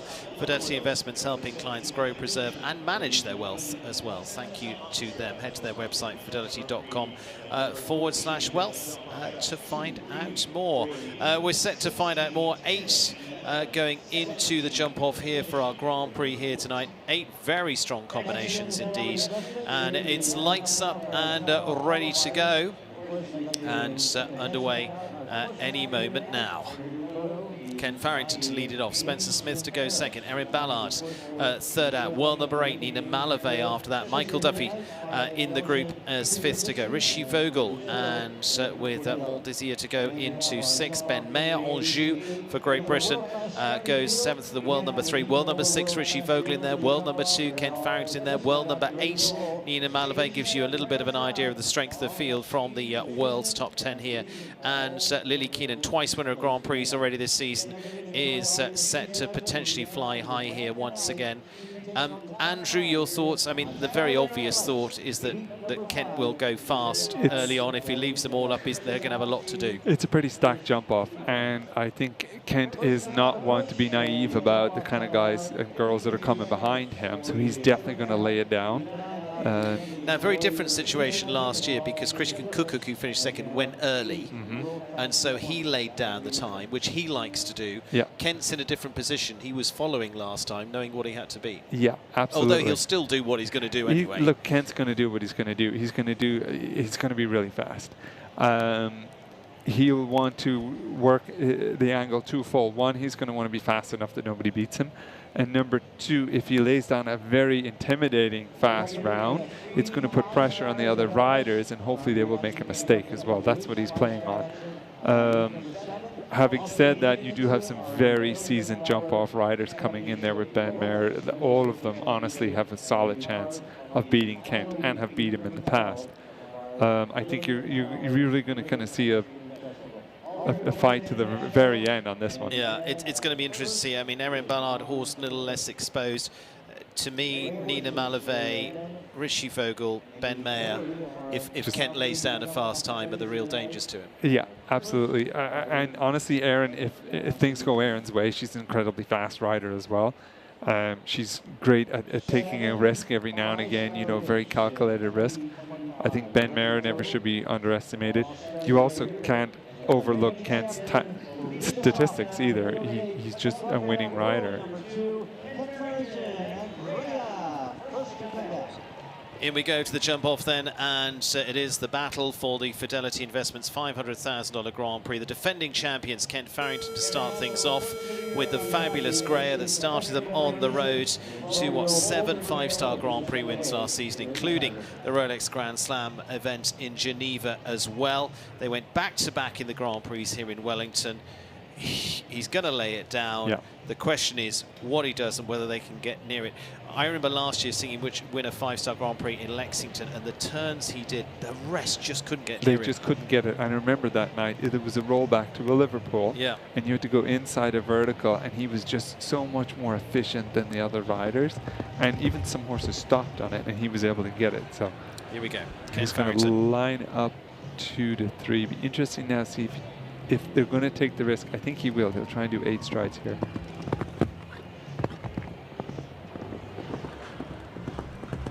And watch that. He even got the angle kind of coming back towards the double, which makes him extra fast. Right down the middle of that. Got the 7 strides there, and you've got to get the angle again, turning back the opposite direction. This rollback is super tight. Very good. Got the that's going to feel like a normal 7 at this rate. Very, very quick round the gazebo. Got to just full hammer fly. it down. Full fly all the way for Ken Farrington and Greya to the last. This Try. is going to be the start No! of the center. It's gone. It's gone. 40.43. The door is open for the Wow. rest. That was the big thing. If they left them up, they were going to be very hard to catch. But that is always the danger when you've got the pressure. That was the gamble They right usually there deliver too. it. Yeah, and you know that 9 strides is incredibly long down to that last fence. Like it walks a 10 on the leave out, so he's almost on the double leave out down to that last. One would have said he had it done, but again, just they're going so fast and those jumps are so big. Ken Farrington showing the way. It'd be very interesting to see that time at the end of this, but 1 down, 40.43 from Kent. Great effort though. Now to another of the Greys. Spencer Smith, the Ashton Farm and Stormridge Capitals Keeneland for the US rider who's been on the US teams successfully in the last couple of years. Second in the World Cup qualifier up in Michigan as well. And like I say, door is open for the rest. And now I sort of bring in, and I didn't earlier on, Lily Keenan with Argan at the end because it's such a consistent horse, but not always wouldn't necessarily be the fast on the jump off. It's a brilliant championship type horse. She's got pole position as well Yeah. today. She'll know exactly what to do by the time she's going in. She'll know what lines are riding well and what lines maybe they're not, and that's always the disadvantage of going first. You take a gamble like that to the last fence and it doesn't pay off. Spencer will give it a go too. He's getting a direct line over the first fence. Good. Got the leave out there from 2 to 3. Very brave line there. Super. Oh. Now he had a good aggressive line through that turn. He even put the leg on the horse to kind of say, "Come on, we got to get this done." And in the end, it's just maybe a little too much of a risk. Good roll back there. Got the 7 strides easy down to that. Now this is a blind turn, so as you're coming through this turn, you don't actually see the fence. You can't get a lock on it or even pick your distance. You kind of just got to go. You had the more normal distance to the end.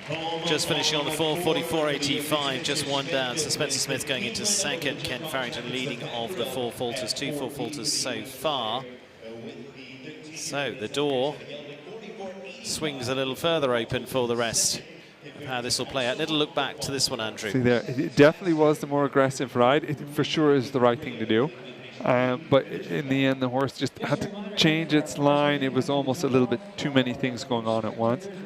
But again, it's a jump off. You take risks. That's what it is. Canada and Erin Ballard, Elan Feder's Fave de Tweet. Now, as I said, the fantastic horse that came through as a top champion through young horse classes in France, headed over here, and now starting into the 5-star ranks as well. Finished well in the Desert Horse Park back in December. 2 4 fault rounds there in the Grand Prix, but again, as she's built on that again, she's got the clear here in Wellington. Yeah, she's on form tonight. The horse jumped very well for her in the first round. There's no doubt Erin. Okay, so interesting, Erin added a stride, but she did admit that it was a mistake. She didn't mean to do it in the first round. Interesting to see what she does now in the jump off. Will she leave 2 out? She took the safe bet there. Yeah, now, so I'm not sure how much she's going to ask here. Well, that's not going to. It's going to be academic there. yeah. Nice kind of smooth turn back on that double. added a stride there, but I think at this point she just wants to give the horse a nice round. The horse has already been so good for her in the first round this evening. Super nice roll back there. She already knows she can get this 7 quite easily. Down the middle. Now we've got this blind turn. You don't see it, boom, there it is. You just got to believe the whole way through that turn. She did 11 strides the last. So you'll know she did 2 more strides than what Kent did, but if she was clear, if she hadn't had the second fence down and the jump off. So Kent Farrington remaining at the top of the moment on the 4. Here is the early fence down for them. Like I say, building on their rounds from California. She possibly was thinking too much about the turn back towards the double, and horse just caught her a little bit behind. But super round. Really, horse is coming on so nicely for her. World number 8, Nina Malavé of France, the Reign family's Dynasty de Beaufort. Brilliant rounds last year for them, from finishing well in the Aachen Grand Prix to also their wins in Aachen, where she had a win there with Mike Clementine, but top 3 in also Santa Anita a few weeks ago for the Stefex Masters Rolex Series winner there. Dynasty de Beaufort. We can assume that Nina's going to give it a good go. She's going to start at the first fence. Nice distance one. She got the 8 stride to leave out there, almost waiting at the end, which just shows this horse absolute class and power. Good distance on the double. 1, 2. Got the good forward distance there, and she's still on that angle back, so she gets a tighter roll back on this vertical. Good line. Now a little leg on the 7. Up to the Rolex Oxer. Super. Now she's got to move through this turn. Don't forget she's got Richie Vogel come behind her. Yes. Tight there on that. Now gallop. 1, 2, 3, 6. Keep going. Yeah, she's got it. Got it. Clear round. Going to be in the lead, 43.37. It's a steadier time than that of Kent Farrington, but the key is clear right now. Nina Malavé of France going into the lead of this Fidelity 5-star Grand Prix here tonight. So Nina Malavé leading. Still 4 combinations left to come in this jump off yet. She's 3 seconds adrift, nearly, almost to the moment. Kent was obscene. He was so fast. Yeah. Again, first to go, if Kent was at the very end and you knew, and say Nina was still in the lead, he'd know what he had to beat. But having said that, you still have some very, very fast riders coming behind her. You do. So. You've got Michael Duffy, Richie Vogel, Ben Mayer, Lily Keenan left in the equation. Yes. Michael Duffy now of Ireland, and the G Sport Horses BE Skyhawk. Again for them, 8 rounds at this level so far, 3 clears. Now we will see a little more of what this pair can do after finishing well in Traverse City last year in Michigan. I'm going to see Michael lay it down there. He's probably going to do the same kind of numbers that Nina had, because he's got the same help on the ground with Helena. I was going to say they've both got Helena Stormans on the ground helping them. Yeah, he's quite quick there actually. Roll back. Now he's got to stay on the 7 strides here. Oh, no.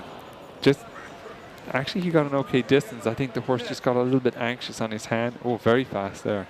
Wow. Well, he's thinking about the 4s, because there's a few 4s in here now. There's a paycheck in it. And as you said earlier, I mean, you could be talking tens of thousands of dollars. So he's quick there. Look at that. That's smooth. And go. 4, 5, 6. It's going to be a good time. Going to be a very... last fence is going to be a really costly one, I'm afraid. Sorry, Michael.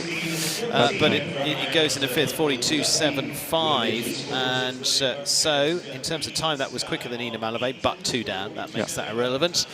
Drops down. But with the 4, it would have put him into, if he'd stayed at 4, would have put him into 3rd, but woulda, coulda, shoulda is always the answer. Absolutely. But their last fence dropping, but continues to develop as a pairing. Now, watch tightly this one, because it will be fast. Richie Vogel now, the European champion. Gangster Mon Désir continues their 100% clear rate, 4 rounds. First one out as a 9-year-old, was winning the Lyon Grand Prix. Now they continue.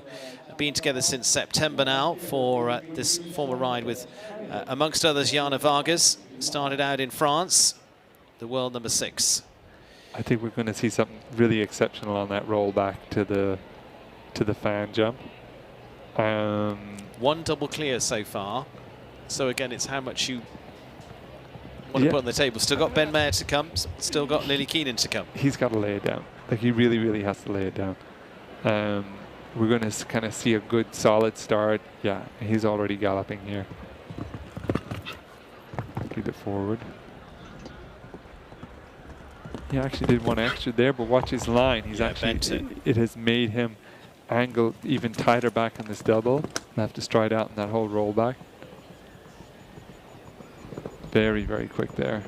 Now this is where we'll see Richie kind of work his magic on these rollbacks.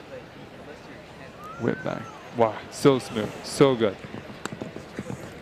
7 strides, down to the Rolex. Now he's got to turn, go as fast as he can through this turn.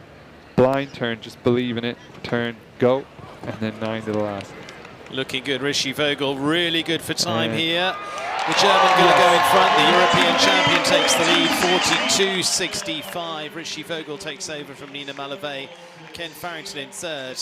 And so Gangster Mon Désir could be stealing the Grand Prix here tonight. He's definitely put it all out there. And honestly, if anyone can catch it, it's Ben. But this horse is just so fast through the turns, so quick through the air there. This rollback here, he just keeps the hammer down flat out all the way through that turn on the angle. And his rollback on the fan jump number 10 as well was just exceptional. So smooth, so fast. It's going to be very hard to beat. Very hard to beat. Rishi Vogel takes the lead. 2 left to go in the Fidelity Investments $500,000 Grand Prix here tonight. Ben Mayer, Charles Roster, Pamela Rice, Anjou de Ressiard, the American-owned ride. Been a brilliant performer through Nations Cup last season, including the wins out in Canada. And for the world number 3, this is where he is so very good as well. And this horse has just been knocking on the door with some terrific rounds in the last few months. This is where he can open up. Rishi Vogel sets the standard at 42.65. So interesting now to see if it made him any faster to leave the stride out there. I think it has. Super nice through that double. Smooth. Now he needs to get a really tight roll back on this to be competitive with Richie. Very quick. Got the shot. Yeah. Got the 7 strides and he's got to get quick as he can. Back to the left. Full gallop over this yellow. And then the 9 strides really leaves room to just gallop up all the way to the left. Has a chance, Ben Mayer. Anjou de Ressiard is going to be very close between them. Might be. It's going to be 42.95, so 3/10 adrift just by a tiny amount there. 42.95 to 42.65. Rishi Vogel keeps the lead. Ben Mayer in second. Nina Malavey in third. 3/10 of a second in the end. Andrew? Blink of an eye. I don't think it's even a blink of an eye. If we knew this was going to be a nail biter. The reality is the first couple of horses made a mistake. So, the riders are going to be a little cautious at this level. But you see just this rollback here, so fast through that turn. So now there we go.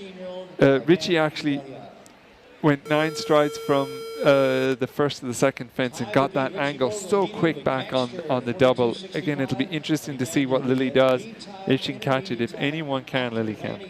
Last rider to go in the Fidelity Investments Grand Prix tonight. Leading so far, Richard Vogel, 42.65. Twice Grand Prix winner this season already. Lily Keenan, Chansonet Farms, Argan de Belliard. Last to go. Yeah, she's got a gallop up in this. She's got it. She's nice tight left there, back on the double. Very efficient line. It's good. The only trouble with this horse is a little bit slower through there. Yeah. Wow, she got the leave out there. Very nice. Now she's got to just really turn as tight as she can back on this vertical. The horse is going. Nice. Get up in the 7. Super now. Tight, tight, tight. Go, go, go. Now she's got to really drive, because I don't think this is going to be quite fast enough. But we will see. Lily Keenan last to go. Argand de Belliard is going to be Head two down, go. very good rounds going clear. 44.56. And so we'll go into fourth place for Lily Keenan in the end. Richard Vogel will be the winner of this Grand Prix here tonight. Good turn back here, Andrew. Yeah, I can't believe a round like that ends up in fourth place. It's incredible. She's just so fast, so efficient everywhere. Gets to 7 strides, and I think here she just turns so tight. She hits the gas right there. Go, go, go. Get this horse on the pace all the way up to that yellow. Fantastic round. What a jump up.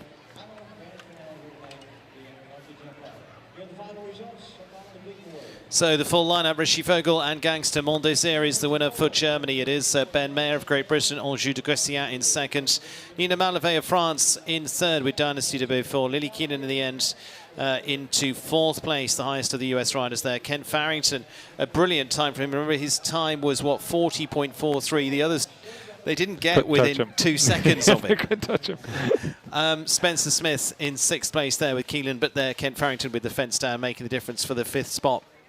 Spencer Smith in sixth, and that is our lineup. As I say, Richie Vogel winning on 42.65. Ken Farrington's time's 40.43, so he's over 2 seconds faster, but it's all about leaving the rails up. You got to leave the rails up. They weren't going to touch him. They weren't going to touch him. And I know that was his goal. And to be honest, he hit the number, he hit everything right. He was just going so fast by the time he got to that last fence. Richie Vogel, this jump off course was always going to suit Richie Vogel, if I'm totally honest. Even when you walked the course, you could see those rollbacks, the line to the double, and then that rollback to number 10. He was always going to be hard to beat on this. Absolutely, but interesting. I mean, we were doing the build-up to this, and I was saying, and we were saying amongst the Richie Vogel, for me, was one that might get close to Kent with Greya, but in actual reality, okay, as I say, fence down, academic, but time-wise, he still wouldn't have. No. He still couldn't. Couldn't touch him. Here's look at the head-to-head between Richard Vogel and Ben Mayer. And Richie, as you look at your screen on your left-hand side, Ben got a much straighter line much into the straighter MS. line, but watch how quick Richie is here. So actually gets ahead. Yeah, he actually gets ahead. So where Richie may look like he gave it away from the first to the second, tactically he made it up again. But this is where very few riders can really compete against Richie, is that rollback. Oof. Ben did it. He's pretty close. Yeah. Like, look how close they are there. You can hardly tell the difference between the two. Full speed through this turn. Blind turn, mind you. You don't get to see that fence until it's the last second. And it's just here. Ben had to slow down a little. Richie was able to keep going on that last line.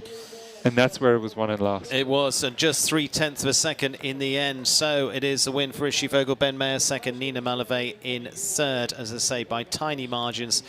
Gangster Mondesir keeps up an amazing record so far, 100% rate in terms of clears. Not done too many classes, but has already claimed 2 Grand Prix on that list as well, with Lyon back in France into October as well on their list. Ben Mayer, Anjou de Greya finishing into second. Again, consistent performers. Nina Malavé, the world number 8, continues to get points up there. Dynasty de Beaufort. Lily Keenan, superb stuff with Argand de Belliard. Like we said, super clear round jumping machine there. Ken Farrington. It was all about him, whether he would, whether he wouldn't. It didn't quite happen, but he's still top 5. Again, great stuff for him, and Spencer Smith in 6th with Keeland here tonight. And the Four Falters still picking up some money from that first round as well. Coming up for our presentation and a catch-up with our winning rider as well. Andrew, thank you very much for joining me for this one too. An absolute pleasure as always. Good luck in the next few weeks. Thank you very much. You're going to be keeping yourself busy, no doubt. Oh, yeah. And we're going to be readying for the presentations here as well. Hope you enjoyed that. Is just the start of the 5-star Grand Prix for the season here in Wellington as well. Upcoming 2 weeks away. It is the Modon Grand Prix. Then it is into Nations Cup for week 8, as we call it. Whether that means anything to the rest of the world, but it's Nations Cup after that. And then it is on to our next with the Bainbridge Grand Prix. And then a little bit of a breather as we go through some very good Grand Prix. But we'll finish the season on the Rolex US Equestrian Open Grand Prix, the $1 million class. We will close out the season here in Wellington this year. But what a start. The European champion and world number 6, Richie Vogel, as our winner. So they're about to head in for presentations. Andrew, I'm going to let you escape for the night. Thank you very much for all your help tonight. Thank you for tuning in, everyone. And great stuff. And we are getting ready for the presentation. Our thanks to Fidelity once again for their continued support here. And to reminder too, helping clients grow, preserve and manage their wealth. Learn more at fidelity.com/wealth for Fidelity Brokerage Services as well. And heading in for the lap of honour, victory gallop for Richie Vogel and Gangster Mon Désir, stealing away the win tonight and adding to his list of wins. Of course, he's a former winner of the Rolex Grand Prix here in Wellington as well. So the European champion starting off the season strongly. Like I say, hot foot back from Hong Kong as well. No such thing as jet lag. He's flying along. And ribbons to the crowds there too that will come and join them in the ring in just a second as well. So lovely to see such a big crowd out here again here in Wellington tonight. Readying for the presentation honours.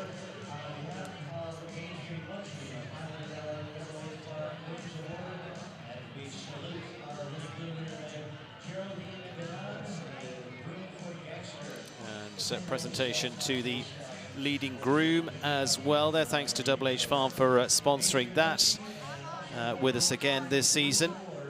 Geraldine Budden to receive that, $500 going in her direction. The mainstream munchies, carrots for Gangster.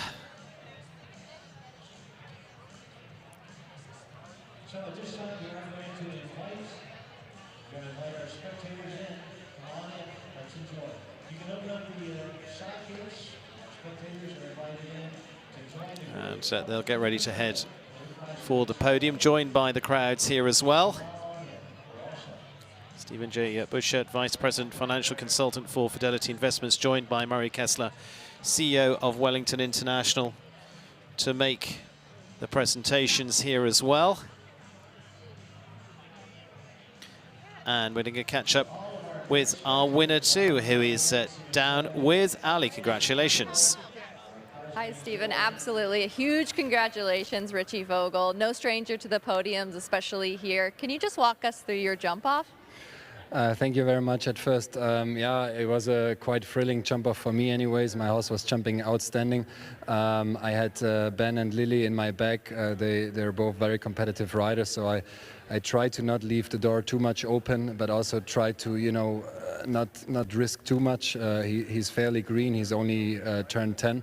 But I thought he jumped outstanding and was really with me everywhere. So very happy with my horse, how he performed. Having Kent before you, just like you said, and Lily, did that change strategy at all going into the jump? Yeah, Kent was obviously thrilling fast, had bad luck at the last jump. Round,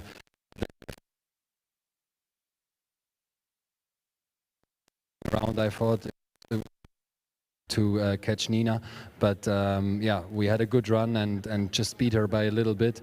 And then for me, luckily, for Ben, unluckily, he was a tiny bit slower than me. You said this is your fifth. Can you tell us about the atmosphere? Can you talk to us about what that feels like? Yeah, WEF is always our home over the winter months here. We love to come here. It's super for our horses. Every year we try to step up some younger horses, as Gangster is. He's a very exciting horse in our string. It's only his fourth five-star Grand Prix, so he's fairly green on that level. Yeah, it's my 5th season here. Yeah, we simply love it, and it's always great for our horses. Well, congratulations. I hope you celebrate big tonight. Huge victory. Once again, congratulations, Richie Vogel. Back to you, Stephen. And super stuff from the European champion as he achieves another win here. And it is top stuff from Richie Vogel to be our winner of the Grand Prix here tonight. And so it is well done to our top 3, ever so close between them, as we said.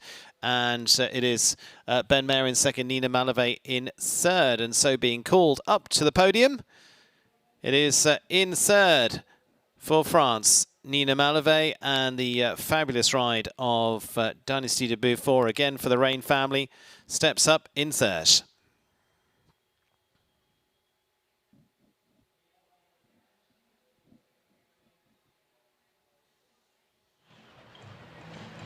And ladies and gentlemen, in second place Going to Ben Mayer with Charlotte Roster and Pamela Rice en jeu de Gaussien.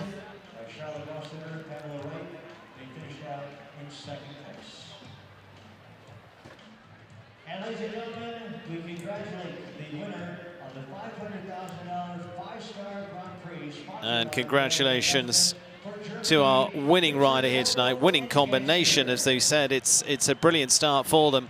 And takes him to his, 10th 5-star Grand Prix win now for the European champion. But keeping up 100% strike rate for Gangster Mon Désir into only, 4 big competitions so far. They've won 2 of them, both of them Grand Prix, Lyon and here in Wellington as well. As Richie Vogel and Gangster Mon Désir will claim tonight's Fidelity $500,000 Grand Prix as well.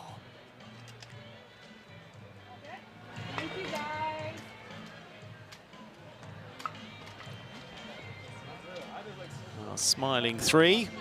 And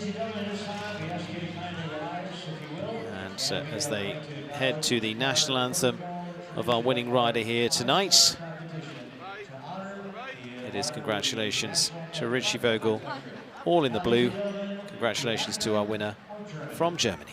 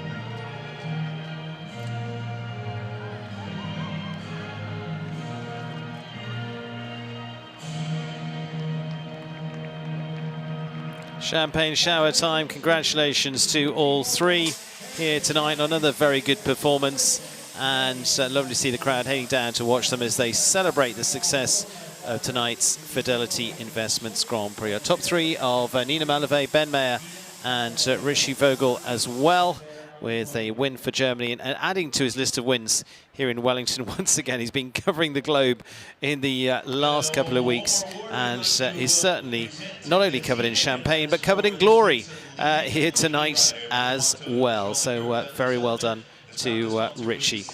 Wonderful night to start off our 5-star nights here, and our top 3 riders are going to go off and join and meet the kids in the crowd out there as well, which is nice to see as they head on over. And we will be wrapping up tonight's Grand Prix as well. To reminder, this is just the start of it. Coming up over the next few weeks, the Modon Grand Prix in 2 weeks' time. Lily Keenan there receiving the Leading Lady Rider Awards from Martha Jolicoeur and Dr. Stephen Norton as well. So congratulations to her. Best performance through the Grand Prix and through the Grand Prix qualifier as well, as she receives it again this season. Very well done to Lily Keenan. And the team there will look after everything for her, and so she receives the Leading Lady Awards, and now very well done to each as she continues what has been a very, very good season so far. And with the crowds heading out there, it's been lovely to see the temperatures warm up just a little bit for a big heated competition. We're going to be back in a few moments. We're going to take a very short break. See you in a moment.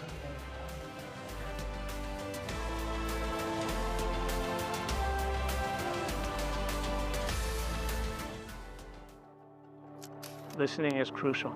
I mean, I think every step of the way you listen, because it has to be a partnership in that sense, that there is communication both ways. There's so many good things that horses do for us. We owe it to them to treat them as we would anything else that we love and care for. We are their biggest advocate. It's our responsibility to take care of and make sure that they're happy, healthy, so that they can live long, happy, healthy lives. It is a complete privilege to work with horses. And it is our responsibility to protect them and make sure that their welfare is the #1 priority.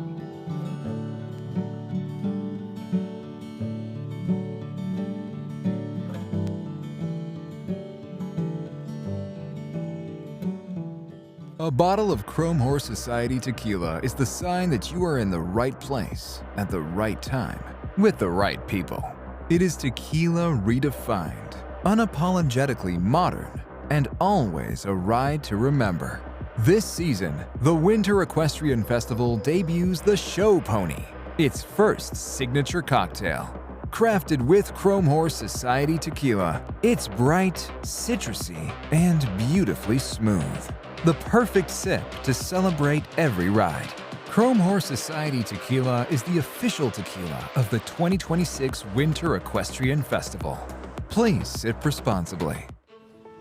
We fly horses anywhere around the world. It's about getting an animal from point A to point B safely in best of health. We do not leave any stone unturned. We give horses wings around the world, across the globe, or across the street.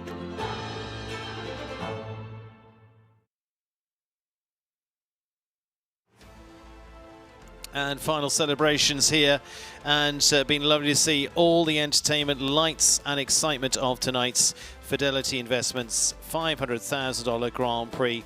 A showdown of the best here in Wellington, as we expect, and a wonderful lineup of greys as well. But it was a win there for Germany there a little earlier on with Spencer Smith in the shake-up as well, as was that of Erin Ballard of Canada.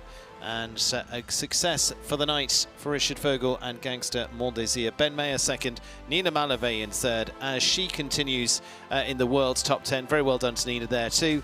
And we will be back, as I say, in a couple of weeks' time for the Modon Grand Prix, another of the $500,000 Grand Prix this season too. They are going to be coming thick and fast, and what is an exciting lineup here from Wellington International once again. But tonight belongs to the European champion, and what a lineup and success and champagne finish for our guys here, and for Nina Malavey on the podium once again.